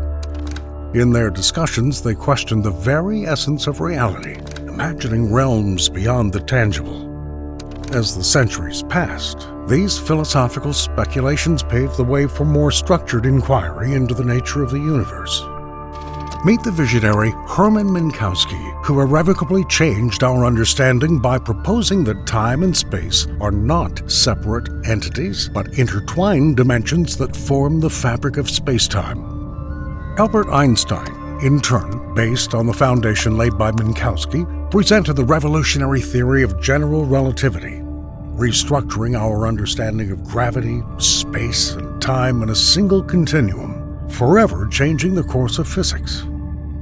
Thus, from the philosophical quest of the ancient thinkers to the scientific revolutions sparked by Minkowski and Einstein, the journey through the evolution of spatial thinking reveals a relentless quest to comprehend the true nature of our universe. So, over time, we've come to realize that to truly comprehend the fabric of our reality, we must go beyond the three tangible dimensions into the realm of the fourth dimension, time. The concept of time as a dimension is both profound and persuasive, defining our existence and the universe as a whole. Unlike the three spatial dimensions, time has a direction. It moves inexorably forward, from the past through the present and into the future. This unidirectional flow of time distinguishes it from space, bringing to the universe a temporal structure that is fundamental to our understanding of reality. To illustrate the importance of time as a dimension, consider a simple everyday scenario: organizing a meeting. When we suggest that someone meet at a certain place, we unconsciously navigate the three basic spatial dimensions to determine where. It makes sense that if we arrived at different places, no meeting would take place. However, the when, the dimension without which the meeting will not take place, is no less important. That is, coming with your friend to the same place but at different time intervals, you'll not be able to see each other. This intertwining of space and time is manifested in the concept of world line, the path that an object or person takes through space-time, thus representing its history and future. The idea of world lines provides a vivid illustration of how events are linked together in the fabric of space-time. For two people to meet, their world lines must intersect at a precise point in both space and time. This intersection is not just a spatial coordinate, but a space-time coordinate, the only point in the vast continuum of the universe where both where and when coincide. This principle applies not only to simple encounters but also to the fundamental workings of the cosmos. Celestial bodies from planets to stars trace their own world lines through space-time, their paths determined by the interplay of spatial positions and temporal moments. For example, the Earth's orbit around the Sun is not just a path through space, but a continuous journey through time, with each point in the orbit representing a unique moment. The integration of time as a dimension has a profound effect on our perception of the universe. It forces us to look beyond static images of space to the dynamic unfolding of events. Time allows us to understand the universe not as a set of individual moments, but as a continuous narrative where cause and effect bind our reality into a coherent whole. The inclusion of time as a dimension has catalyzed major advances in physics, particularly through Einstein's theories of relativity, which we've already mentioned. These theories not only deepened our understanding of the cosmos, but also paved the way for new research in quantum mechanics and cosmology. Einstein's revelation that time is relative, it slows down or shrinks depending on the velocity of an object, challenged the idea of a universal clock. This concept, rooted in the special theory of relativity, illustrates how the passage of time changes for observers in different reference frames. This phenomenon is confirmed by experiments, for example, with atomic clocks on fast-moving airplanes. In quantum mechanics, time as a dimension underlies the evolution of particle state governed by the Schrödinger equation. This basis is important for understanding phenomena such as entanglement and superposition, where the time dimension provides a probability distribution of outcomes. Going beyond the fourth dimension opens the door to a realm where our everyday experience and the laws of physics as we know them are fundamentally challenged and expanded. In search of a unified theory that harmonizes the principles of quantum mechanics and the general theory of relativity, physicists have ventured into the theoretical landscape of higher dimensions, where the fabric of the universe becomes even more intricate and mysterious. The fifth dimension and beyond are not just speculative constructs, but important components in the quest for a deeper understanding of the universe. In theories such as string theory, these higher dimensions offer solutions to some of physics' most challenging mysteries, including the unification of fundamental forces and the nature of gravity at quantum scales. The difficulty in visualizing higher dimensions is that our perception is inherently three-dimensional. Therefore, analogies become an invaluable tool. One of the classic analogies to help understand the concept of higher dimensions is to imagine the perspective of a two-dimensional being, often called a flatlander, living in a flat two-dimensional world. This being can move forward and backward, left and right, but has no concept of moving up and down because these dimensions do not exist in its two-dimensional experience. Imagine a three-dimensional sphere passing through this two-dimensional world. To a flatlander, the sphere would first appear as a dot when the sphere is just touching the two-dimensional plane, gradually increasing into a circle as more of the sphere passes through the plane, and then decreasing again to a point as the sphere leaves the plane, before disappearing altogether. A two-dimensional being would perceive this event as a circle that appears out of nowhere, changes size, and then disappears, without realizing what three-dimensional object is causing the phenomenon. String theory, the leading candidate for a unified theory, posits that particles are not the individual points we see them to be, but tiny vibrating strings, whose modes of vibration determine the properties of the particles. This theory requires the existence of more than 4 known dimensions. In fact, it suggests that there may be as many as 10 or 11. These additional dimensions are compacted or convolved so that they are imperceptible on our scale, like the sphere in the flatlander example. In the fifth dimension, we encounter a space containing all possible universes that start from the same initial conditions as our own universe. Imagine a tree, each branch representing a different decision or outcome leading to a different reality, all coming from the same trunk. Just as a person standing at the base of the tree can choose which branch to climb, a being with access to the fifth dimension can explore these alternate realities, each a variation of our own universe, but with slightly different outcomes. The ascent to the sixth dimension opens a plane containing all possible universes with the same initial conditions as ours, but with any possible set of laws of physics. If we think of each universe as a sheet of paper, the sixth dimension would be like a stack of such sheets, each representing a different universe. A being capable of traveling through the sixth dimension could hop between these universes, learning the different outcomes and laws governing each reality. The seventh dimension extends this concept to include universes that start from different initial conditions. To use a library analogy, each book represents a different universe. The seventh dimension encompasses the entire library, offering not just different stories, universes with the same initial conditions as ours but with different outcomes, but completely different genres, universes with different initial conditions. A seven-dimensional being could move through this library, experiencing an infinite number of universes, each with its own unique initial conditions and physical laws. In the eighth dimension, we find a web of all possible universes, each with its own initial conditions and laws of physics, as well as all possible variants of their development in time.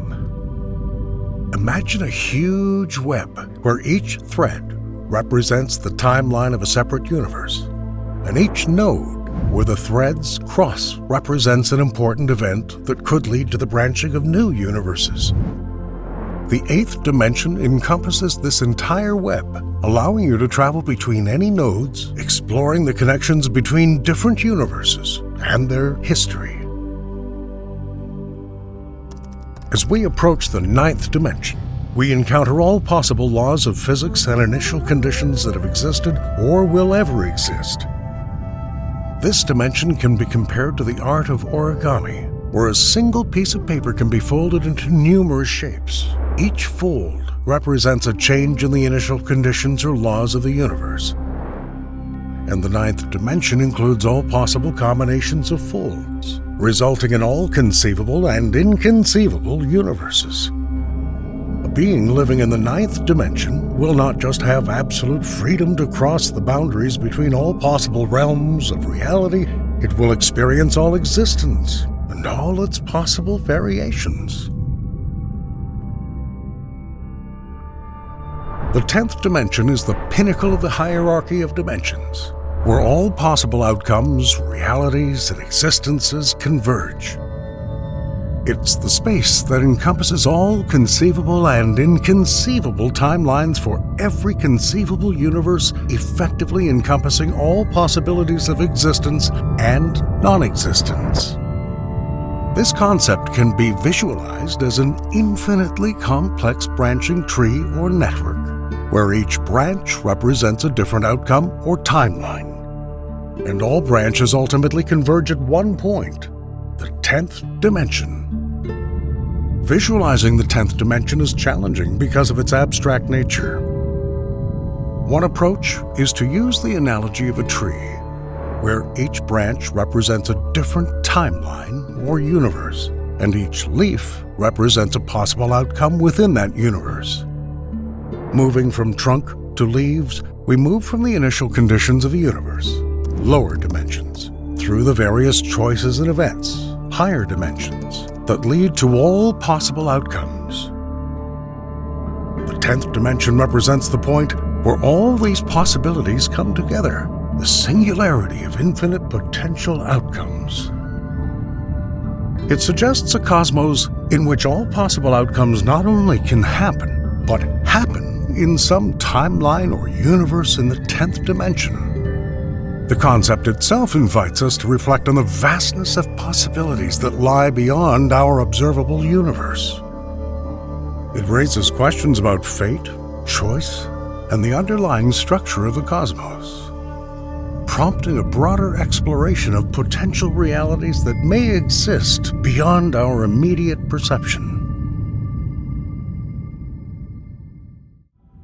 The exploration of higher dimensions beyond our familiar three-dimensional space and fourth-dimensional time has profound implications for both physics and cosmology.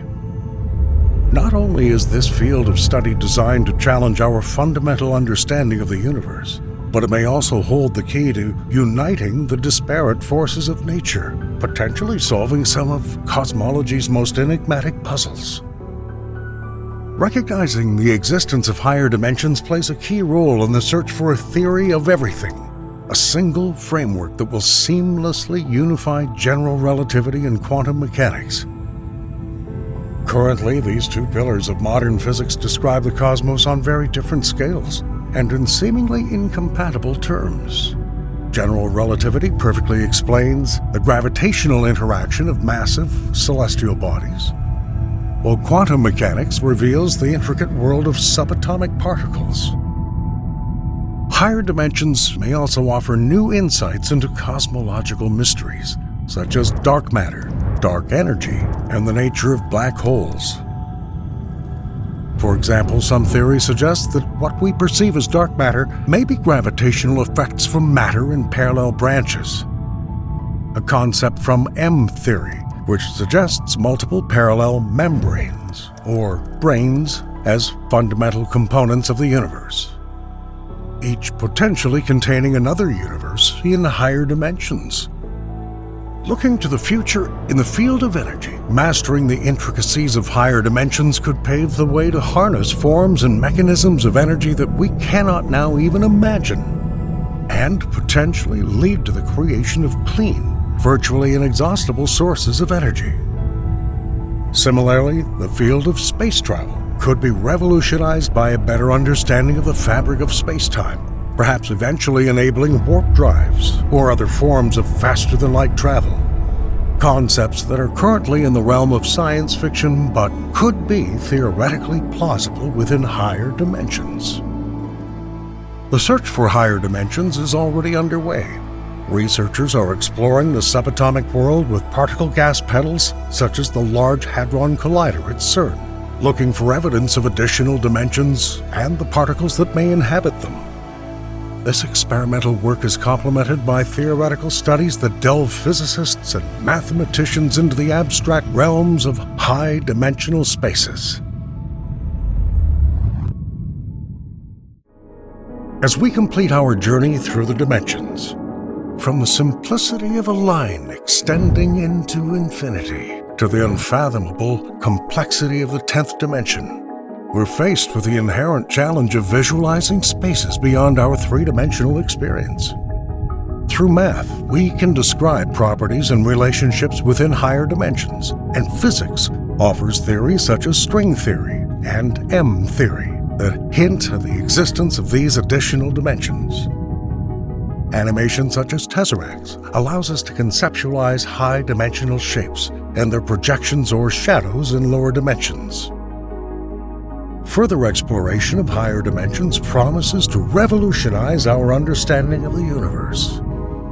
Just as the transition from a flat Earth to a spherical Earth many centuries ago broadened humanity's horizons, this expanded perception has the potential to influence not only science, but also art, philosophy, and all aspects of human creativity, inviting us to rethink the cosmos and our place in it.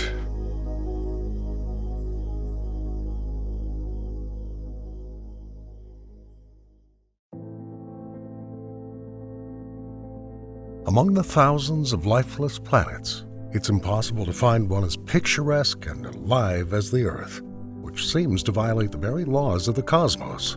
All life that has ever appeared on this planet owes its existence to water.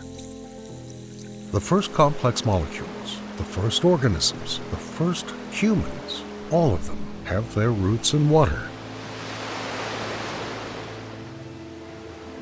But how did so much liquid water appear on Earth, among desert planets?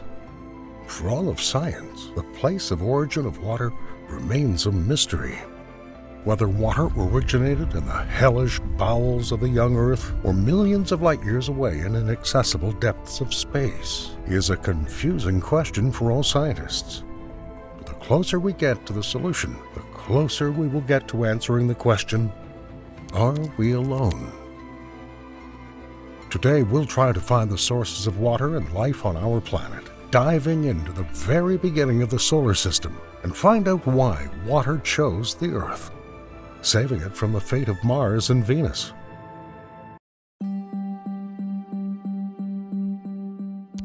Approximately 70% of the Earth's surface is covered by water. The imposing number of bodies of water on the planet seem to us to be something quite ordinary, and based on what we know about the birth of planets, the Earth should have been completely dry.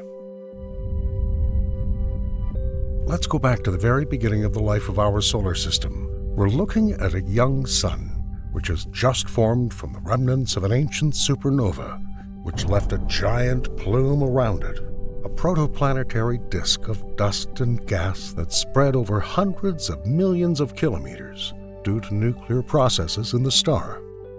Many of the planets we know today, including the Earth, will be formed from these building blocks in billions of years.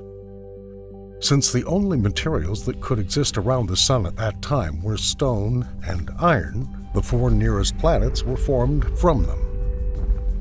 According to a recent study by the California Institute of Technology, the planetesimals from which the Earth was formed consisted of dry, stony materials.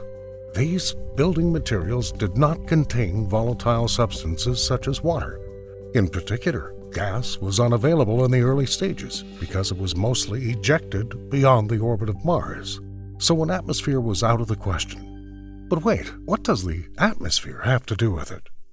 In the early days, the Earth did not have a moderate temperature as it does now. The disk was very hot, and the sun was very active, which is why instead of water, seas of magma were pouring out on the planet under deadly UV radiation.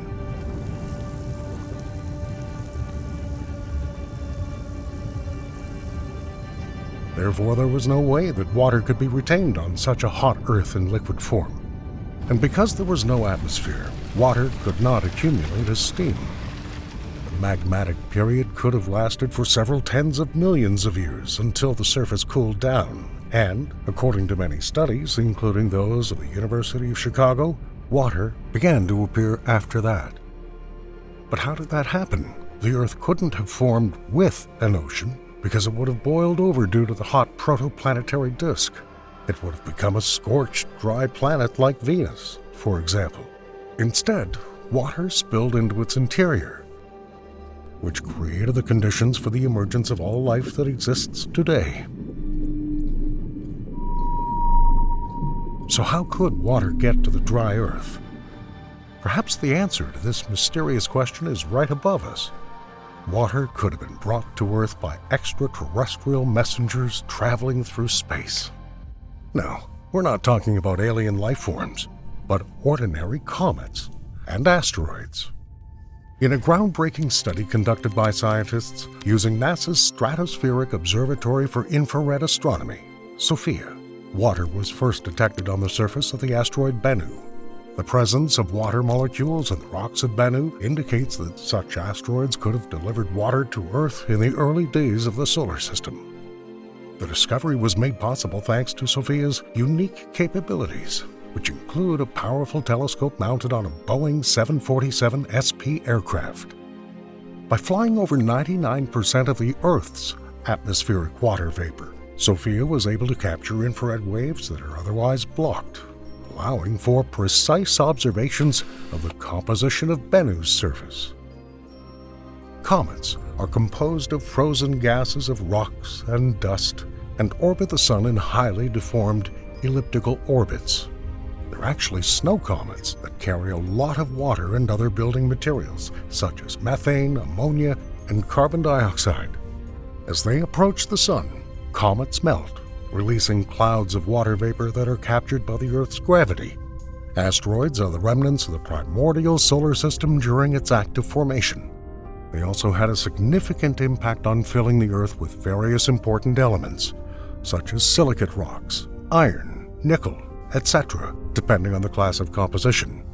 For example, the most common chondritic asteroids, or Class C, have up to 13.5% water in their composition, the molecules of which could be transported as space dust.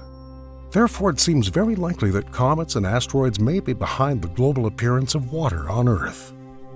The carbonaceous asteroid Bennu is considered to be a time capsule from the early solar system, containing valuable clues about its formation and evolution.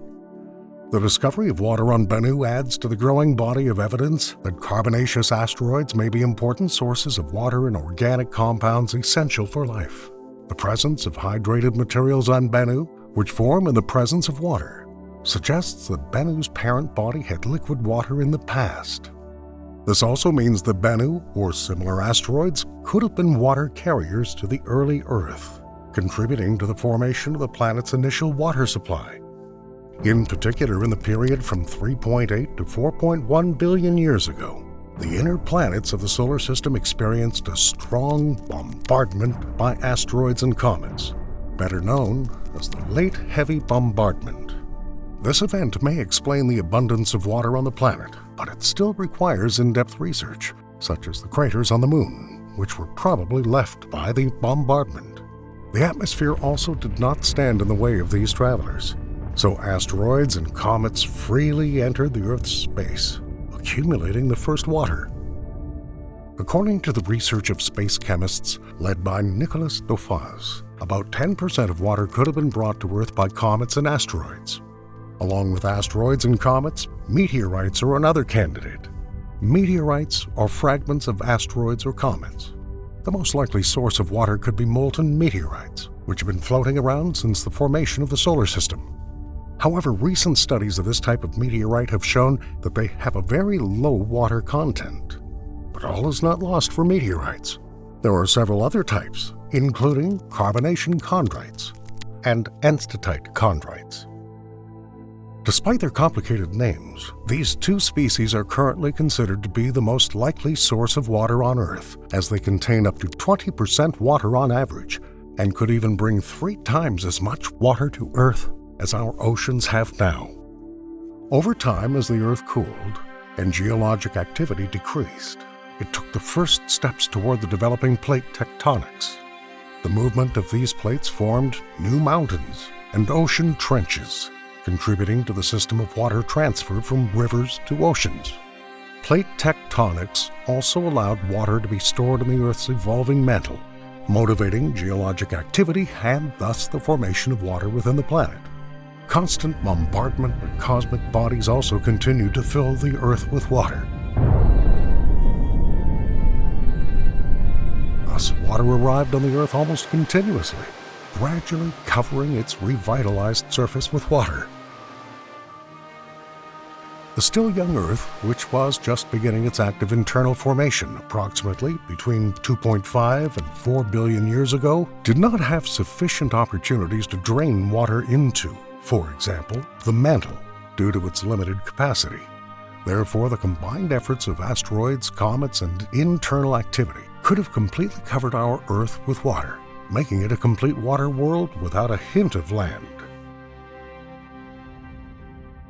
In 2021, scientists from Harvard University, led by Junji Dong, conducted a geochemical study of the planet's water reserves. To their surprise, it turned out that the Earth's original ocean could have been 1 to 2 times larger than it is now. According to Junji Dong, this ocean could have flooded 70 to 90% of the early continents. A group of scientists calculated and compared the approximate amount of water in the mantle today and billions of years ago, and found that the ancient mantle could not hold as much water as it does now. This means that residual water would have to be stored on the Earth's surface. This theory can change our entire understanding of how the ancient Earth developed and, in particular, all life. Currently, theories about the origin of living organisms in shallow ponds with a mixture of different minerals and building blocks on land or in hydrothermal substances at the bottom of the ocean are popular. However, the global ocean may upend these assumptions, requiring new explanations of how life came to be or a revision of what we know about the conditions for its formation. For example, scientists are already putting forward the first theories about where organisms evolved. Thomas Carroll believes that protected water pockets in oceanic rocks may be the answer to this question. Yet, if the Earth had remained a water world, the continents and life forms we know would never have formed. The delicate balance between the water brought by asteroids and comets and the Earth's tectonics has made the planet ideal for habitation. And if there was too much water or too little, Junji Dong says, nothing would work. But only extraterrestrial space bodies could not form and maintain an ocean for a long time. Venus and Mars also experienced bombardment, but they failed to retain much water on their surfaces for a long list of reasons. And one of these reasons is the location and temperature regime in the solar system. As long as Venus is too close to the Sun and Mars is too far away, the Earth seems to be in an ideal place to maintain water in liquid rather than gaseous or solid forms. Such a place in planetary systems is called the Goldilocks zone. This zone, which is most suitable for the emergence of life, differs in each system depending on the type of star. For us, it exists between 0.99 AU and 1.7 AU, right on the edge of the zone. Without the Goldilocks zone, the water that comes to us through external pathways would evaporate or turn into ice. Moreover, the ideal zone maintains the water cycle, regulating weather and climate, and balances the functioning of ecosystems. The Goldilocks zone played an equally important role in the formation of the Earth as a habitable planet, supporting and storing water and all the additional elements brought from outside and formed within the Earth itself. All of the above theories and assumptions require careful and serious research to finally establish the full story of water's origin. The recent discovery of Bennu emphasizes the importance of ongoing research to understand the origin of water on Earth. Such research not only supports existing theories, but also provides new knowledge and evidence, deepening our knowledge of the early solar system and potential sources of water. Missions such as OSIRIS-REx, which collected samples from the surface of Bennu, aim to return these samples to Earth for detailed laboratory analysis. These samples will provide unprecedented information about the mineralogical and chemical properties of Bennu, further illuminating its role in the history of the solar system. But in fact, researching this issue is by no means an easy task.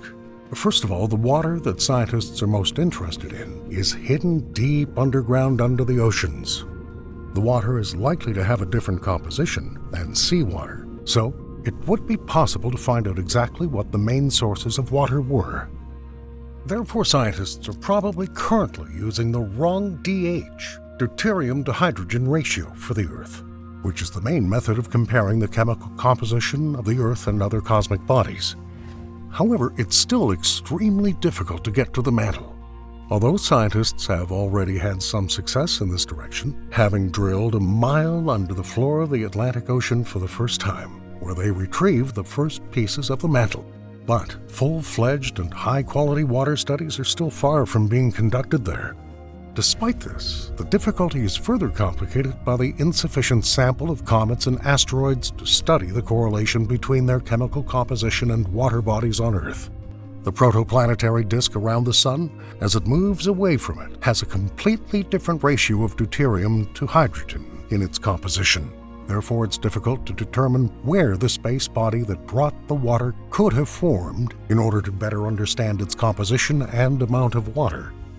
In addition, the diversity of water sources requires a multifaceted study to determine the contribution of each group of objects. To solve this problem, it's only necessary to study several space bodies at different distances to determine which population of space bodies is responsible for water on the planet. But today, scientists can only measure the closest and brightest objects. The water on Earth itself can also confuse the trail due to changes in its composition over millions of years. The search for what filled the Earth with water will take a long time, but gradual improvements in analytical methods and future research missions will one day shed light on the sources of our life, including our own. Scientists continue to work in the hope of advancing our understanding of how water got into the solar system.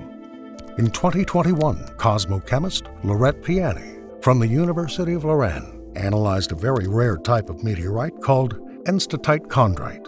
The isotropic composition of this meteorite is similar to that of the Earth, and it's likely to be a remnant of planetary material from the outer solar system. According to the study, these meteorites could have brought 3 times as much water to Earth as our oceans have now. Moreover, the isotopes of hydrogen and nitrogen on enstatite chondrites match those found in the mantle, which also indicates that most of the atmospheric air could have come from these rocks. However, the composition of seawater does not quite match that of meteorite water. It is possible that other space bodies could have mixed with the water, changing its original chemical content and confusing scientists.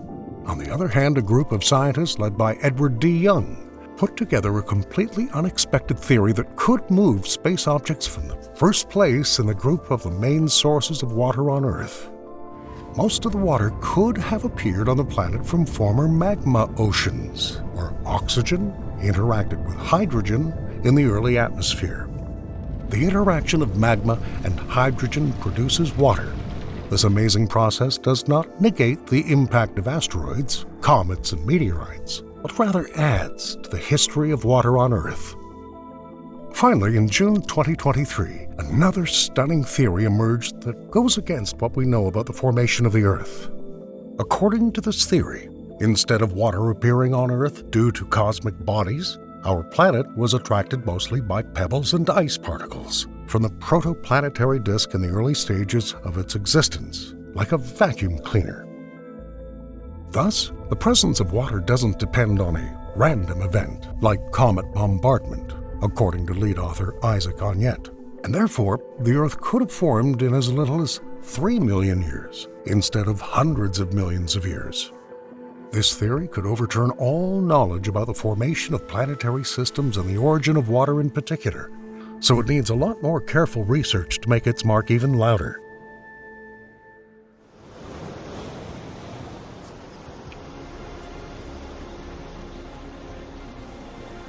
The history of water on Earth is one of the most intriguing questions for modern science. Scientists propose many theories and assumptions based on studies of samples as old as the sun itself, getting closer to the desired solution every day. Whether brought by comets, meteorites, and asteroids, or formed by the Earth itself, water is fascinating for its mystery and ability to shelter and sustain life.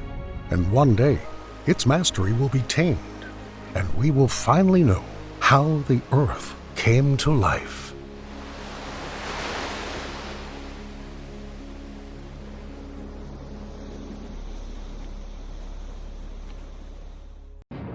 Humanity stands on the threshold of a new era, an era defined not only by exploration, but also by the bold dream of colonization. For decades, our gaze has been fixed on the familiar: the Moon, our celestial neighbor, and Mars, the red beacon in our night sky. These worlds, once the subject of science fiction, now beckon us with the promise of new frontiers.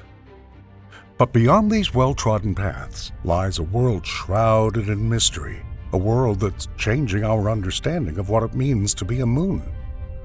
This is Titan, Saturn's largest satellite.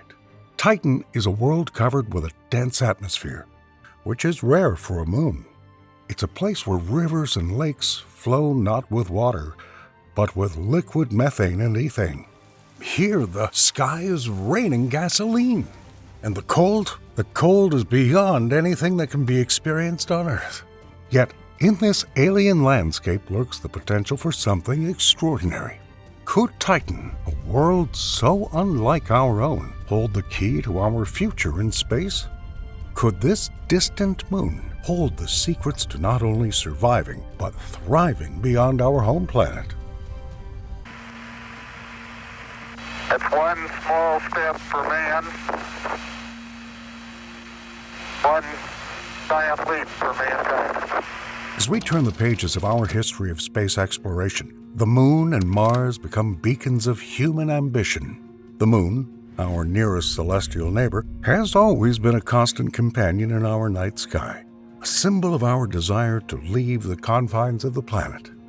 Mars, in turn, with its striking resemblance to Earth, fuels our dreams of finding a new home in space. Nevertheless, the Moon, despite its proximity, presents serious problems. Its surface is a barren wasteland, devoid of atmosphere and offering no protection from the harshness of space. The lunar environment is a vacuum, exposing astronauts to extreme temperatures and cosmic radiation. No atmosphere means no air to breathe, no wind to carry sound, and no sky to protect against the relentless barrage of solar and cosmic rays. Mars, though more Earth-like, is not without its own problems. Its thin atmosphere, consisting mostly of carbon dioxide, offers little protection from solar and cosmic radiation. The Martian environment is harsh and merciless, and temperatures at the poles can drop to minus 257 degrees Fahrenheit. The lack of a global magnetic field exposes the surface to the full force of the solar wind and cosmic rays. In contrast, Titan, Saturn's largest satellite, presents a very different environment. Shrouded in a dense atmosphere, Titan offers a natural barrier against the dangers of cosmic radiation. This atmosphere, richer in nitrogen than even the Earth's atmosphere, is the key to protecting future colonists from cosmic rays that mercilessly bombard less protected worlds such as the Moon and Mars. Titan's atmosphere isn't just a shield, It's a gateway to opportunity. Unlike the Moon and Mars, the air pressure on Titan's surface is 1.5 times higher than on Earth, creating a surprisingly familiar pressure environment for human explorers. This dense atmosphere opens up new possibilities for exploration and colonization, possibilities that are beyond the reach of our more trivial space goals. As we rethink our goals for space colonization, Titan becomes a compelling alternative, a world in which the atmospheric and radiation problems that limit our ambitions on the Moon and Mars become its strengths. Titan invites us to envision a future in which humanity can thrive under the protective embrace of an alien sky, a future in which the mysteries of this distant moon become stepping stones to our expansion into space. As we mentioned earlier, Titan, a moon of many mysteries, orbits around Saturn. Discovered in 1655 by Dutch astronomer Christian Huygens, Titan has captivated the imagination of scientists and dreamers ever since. This world is both similar to and in stark contrast to our Earth. Titan's environment is unlike anything else we've encountered in our solar system. It's the only known moon with a dense atmosphere, and the second largest moon in our solar system after Ganymede, a satellite of Jupiter.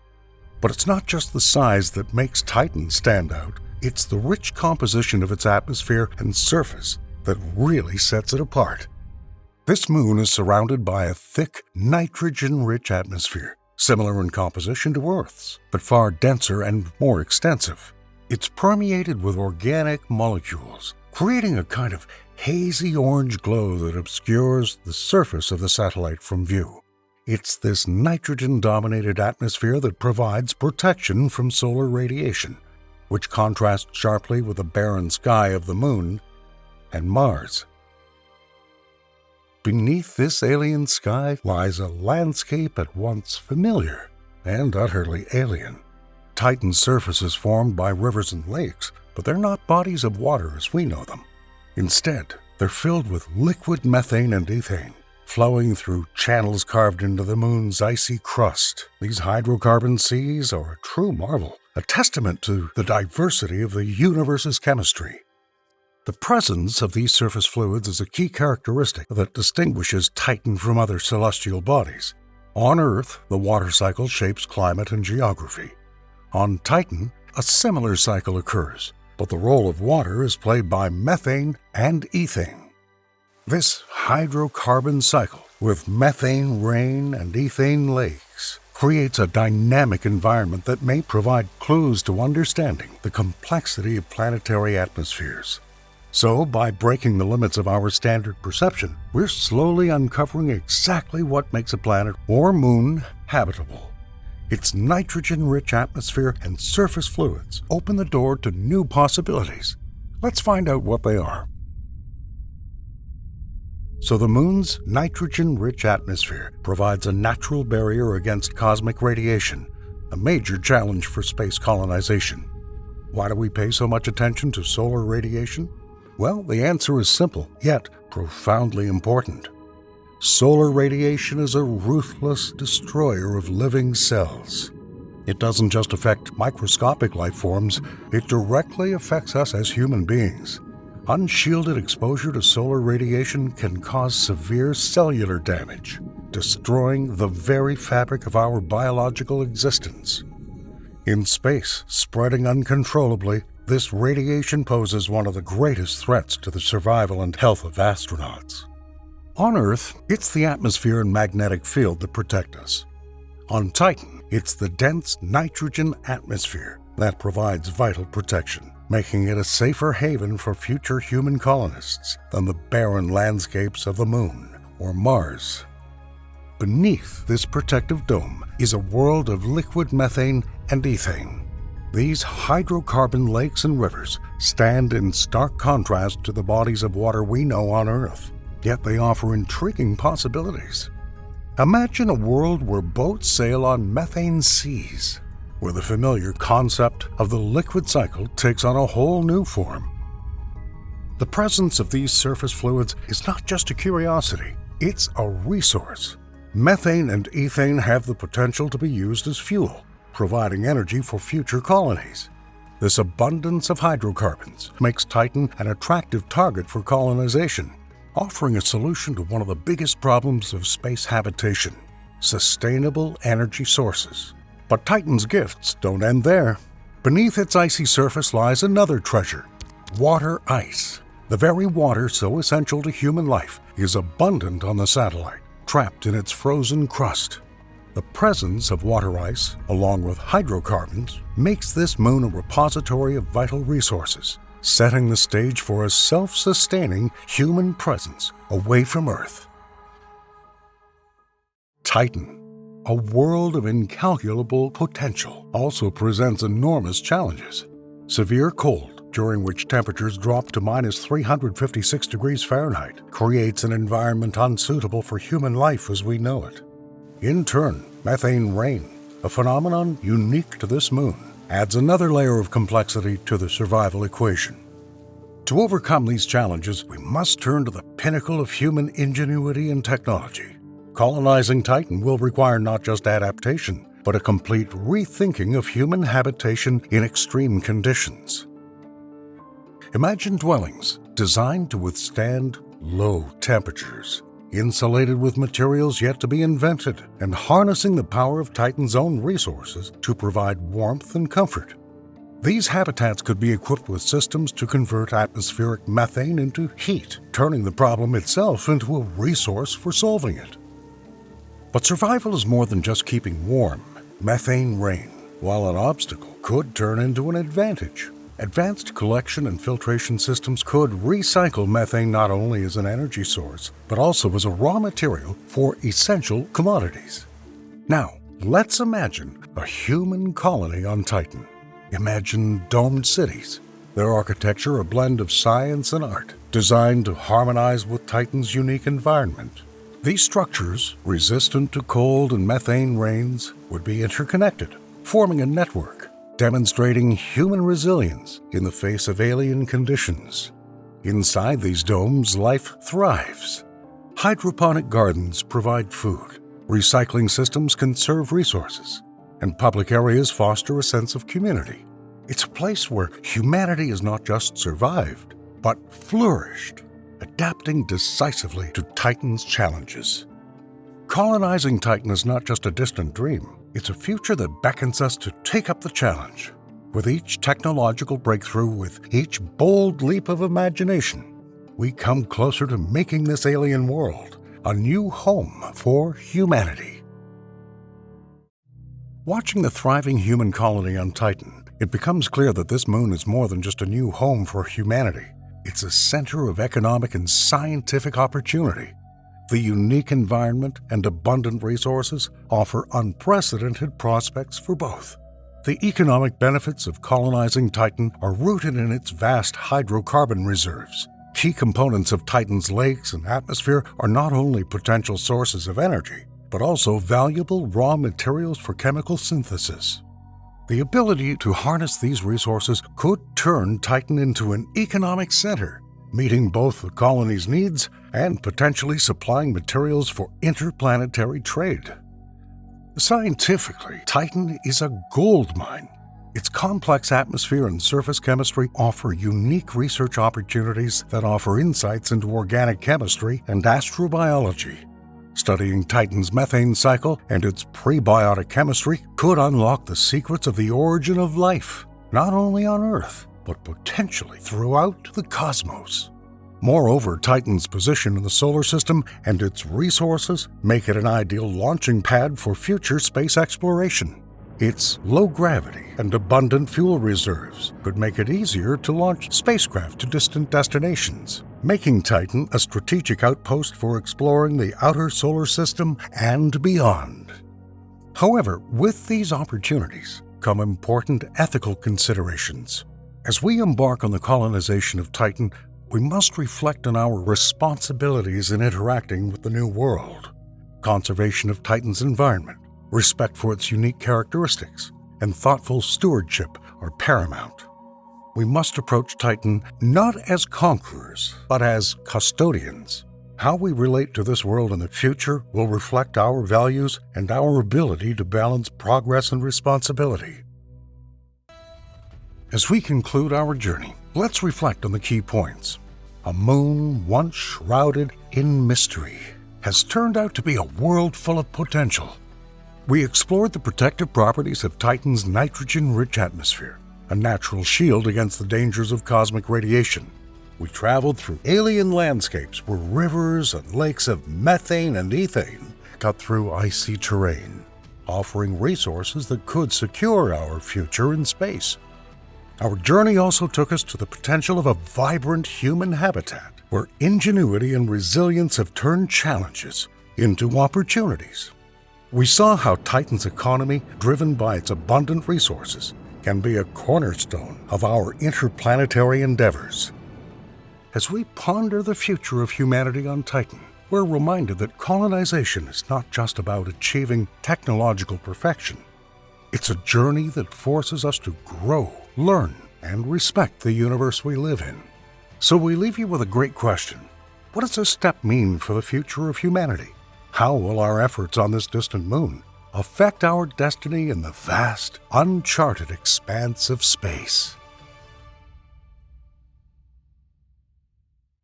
Beneath the surface of our everyday lives, governed by the familiar pull of gravity and the invisible bonds of electromagnetism, lies a hint of something more. Something that challenges the established order of forces that shape our reality. For centuries, the human intellect has tried to make sense of the majestic diversity of nature, unraveling thread by thread the laws that govern all things visible and invisible. And yet, as we look ever deeper into the heart of matter and the vast expanse of space, we are increasingly confronted with anomalies, behaviors that defy explanation, phenomena that slip through the cracks of our most trusted theories. This is where the rumor of a fifth force, a force beyond gravity, electromagnetism, and nuclear interactions, originates.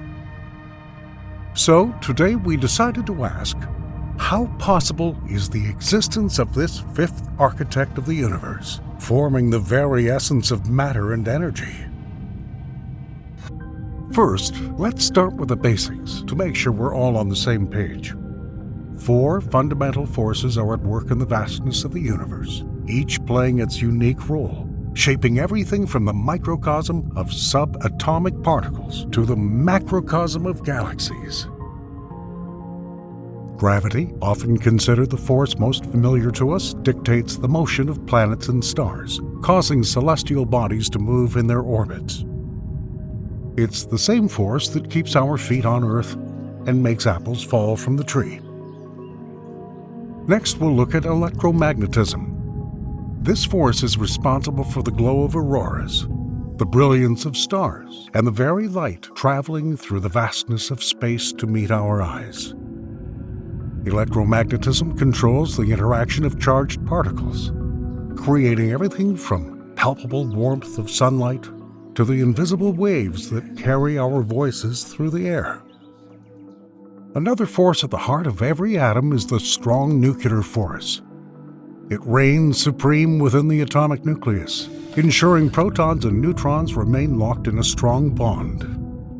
This force is the reason for the existence of the glowing crucible of the Sun and the grandest explosions in the universe supernovae.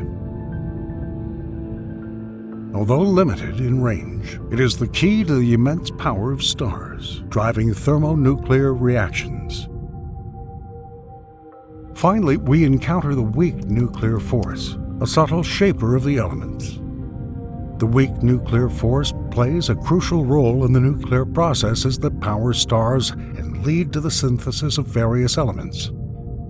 This force is necessary for the sun to shine and for the very existence of elements beyond hydrogen in the periodic table. These 4 forces describe the complex interaction of matter and energy that dictates the universe's structure, behavior, and evolution. Understanding them is essential to understanding the fundamental principles governing our world. In the realm of infinitesimals, where atoms are their universes, 4 fundamental forces manifest their influence uniquely. The strong and weak nuclear forces acting within the atomic nucleus are central to this scale. The strong nuclear force, with its iron grip, ensures the stability of the atomic nucleus. This force is so powerful that it overcomes the repulsion between positively charged protons, binding them with neutrons to form the nucleus, the heart of every atom. Though powerful, this force is remarkably short-ranged. Its influence barely extends beyond the nucleus. Meanwhile, the weak nuclear force makes itself known through beta decay, transforming a neutron into a proton, while emitting an electron and an antineutrino. Although weaker and short-lived than the strong nuclear force, this force plays a key role in the alchemical transformations within stars, helping to synthesize the elements that make up our world. Translating our view of the celestial interaction of planets and stars, gravity and electromagnetism begin to dominate the scene. Overarching gravity governs the orbits of planets around stars, holds moons bound to planets, and gives structure to galaxies. Electromagnetism, on the other hand, is the architect of light. From the violent flares of the sun to the serene glow of distant stars, this force generates the entire electromagnetic spectrum, from radio waves to gamma rays, providing the visibility of the cosmos and the fundamental interactions between charged particles in its vastness. On the largest scales of galactic superclusters, gravity is the undisputed ruler. It weaves together the fabric of the cosmos and dictates the motion of galaxies and the structure of the universe itself. However, things have become much more complicated than we previously thought. Scientists continue to encounter phenomena that defy our established quartet of forces.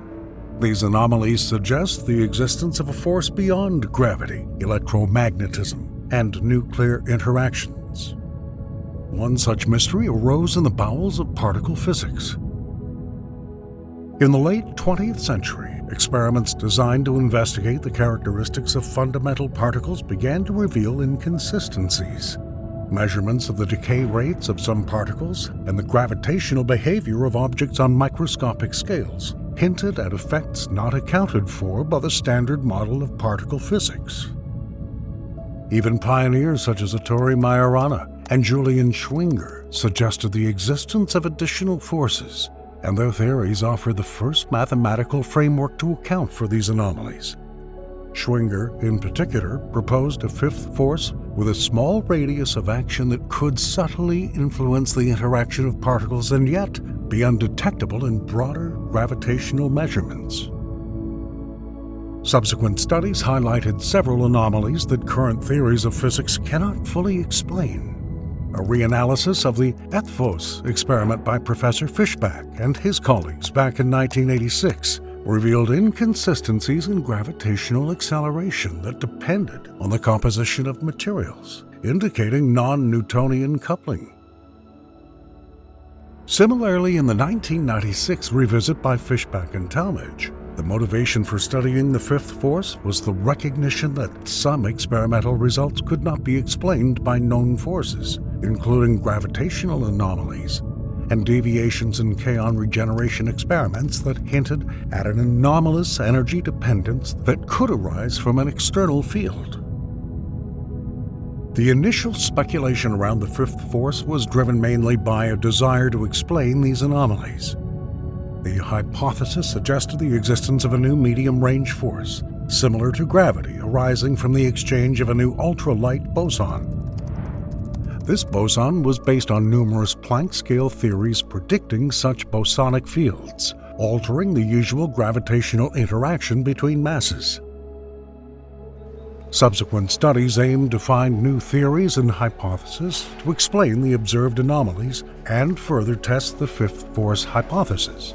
They consider the influence of a massive hypercharged field, proposing the exchange of hyperphotons to create a potential that could explain the anomalies observed in the Ethos experiment. Despite the lack of conclusive evidence for such a force, continuing anomalies in the experimental data and the predictions of various unifying theories leave the search for a fifth force an open question. The search for a fifth power has gained new momentum in recent years. The Atomki experiment, led by scientists from the Hungarian Academy of Sciences, has revealed one of the most tantalizing hints.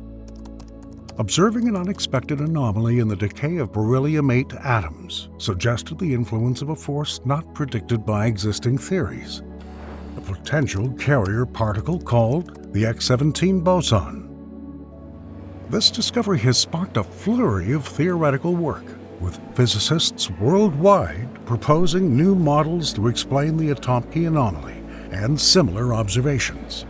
Theories involving dark photons, photophobic forces, and hidden sectors of the universe have emerged, each trying to weave these anomalies into a coherent narrative. Around the world, advanced research centers have become springboards for this monumental quest. From the vast CERN complex, home to the colossal Large Hadron Collider, to the intricate underground labyrinths that house the ultra-sensitive detectors of the Lux-Zeppelin dark matter experiment. These are modern temples of science. Here, amid the hum of superconducting magnets and the soft glow of computer screens, physicists push the boundaries of the known universe. At the heart of the LHC, amid a maze of tunnels and the hum of accelerating particles, scientists explore the fabric of reality. Here, particles accelerate to near-light speeds and then collide, giving birth to a fleeting microcosm where the laws of physics can be observed in their most primal form. In these high-energy collisions, signs of a fifth force, unveiled in the consequences of subatomic interactions, may lurk. One experiment that shook up conventional wisdom was the observation of anomalous decay of B mesons in the LHCb experiment. These mesons, consisting of a lower quark bound to a lighter quark, exhibited a decay pattern that deviated from the predictions of the Standard Model. Decay into electrons and muons, particles that should be treated equally by the known forces, showed an unexpected bias. This discrepancy hinted at an unseen influence, perhaps the bearer of a new force, subtly altering the behavior of fundamental particles. On the other side of the Atlantic, Fermilab has embarked on a search using the muon G-2 experiment. Similar to heavy electrons, muons have a magnetic moment, a property that dictates how they interact with magnetic fields. The Standard Model of particle physics, a theory that's withstood the scrutiny of countless experiments, predicts this magnetic moment with surprising accuracy.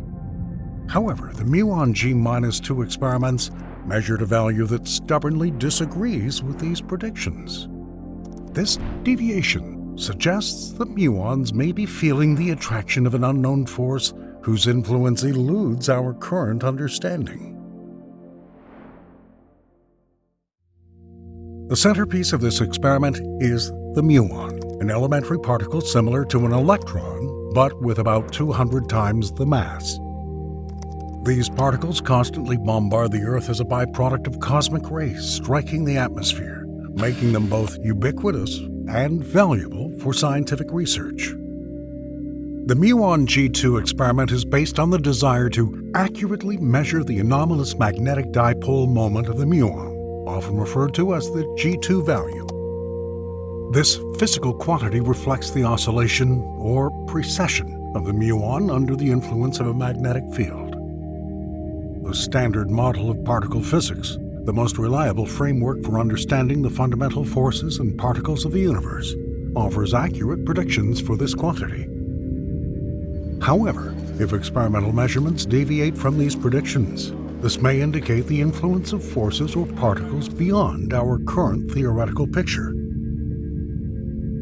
The magnet used for the muon G-2 experiment is a superconducting magnet. It has a 50-foot diameter. We run more than 5,000 amps through it, which produces a field of approximately 1.45 Tesla, which is about 30,000 times the magnetic field of the Earth. So it's a very strong magnet. Inside this magnet, muons are trapped and observed as they cross the magnetic field. However, despite all their power, muons embody the ephemeral nature of the subatomic world. They live only 2.2 microseconds before decaying into electrons and neutrinos. This short lifespan of 2 millionths of a second is a blink of cosmic time.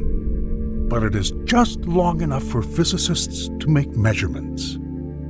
By meticulously measuring the precession rate of muons, scientists can compare experimental results with theoretical predictions derived from the Standard Model.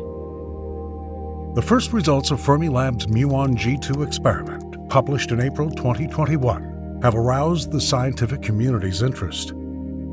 The measured precession rate of muons showed a significant discrepancy with the predictions of the Standard Model. In particular, the muons oscillated at a higher rate than expected, suggesting the possible influence of unknown particles or forces interacting with the muons. This discrepancy, expressed as a deviation with a statistical significance of 1 in 40,000, means there is a 99.9975% chance that this result is not a simple statistical fluke, but a tangible sign of new physics. The implications of the results of the muon G2 experiment extend far into the realm of cosmology and particle physics. If the observed discrepancy is confirmed, it could provide insight into the pervasive mysteries of dark matter, dark energy, and the imbalance between matter and antimatter. In a nutshell, dark matter, which makes up approximately 85% of the matter in the universe, remains undetected in direct experiments and is known only through its gravitational effects on cosmic structures. Similarly, dark energy, which drives the universe's accelerated expansion, accounts for only 74% of its energy content, and its nature is largely unknown. The asymmetry of matter and antimatter, in turn, raises the question of why the universe is dominated by matter. Despite theoretical predictions of equal amounts of matter and antimatter at the origin of the universe, the results of the muon G2 experiment may hint at new particles or interactions affecting the behavior of the muon, which may be related to the elusive dark matter or other unknown aspects of the universe. In addition, these results may help study antimatter and the asymmetry between matter and antimatter, shedding light on the conditions that led to the predominance of matter in the universe. In the context of the past successes of the Standard Model, the G2 muon experiment represents a turning point in the ongoing quest to understand the universe's fundamental structure. The Standard Model has had a profound impact on modern physics, providing significant technological advances and deepening our understanding of the structure of the universe. Can such experiments illuminate the mysteries of dark matter, dark energy, and the asymmetry of matter and antimatter? The G2 muon experiment could herald a new chapter in our understanding, guiding us toward a more complete theory of the universe. We look forward to further research and confirmation of experiments by scientists in this fundamental area of physics.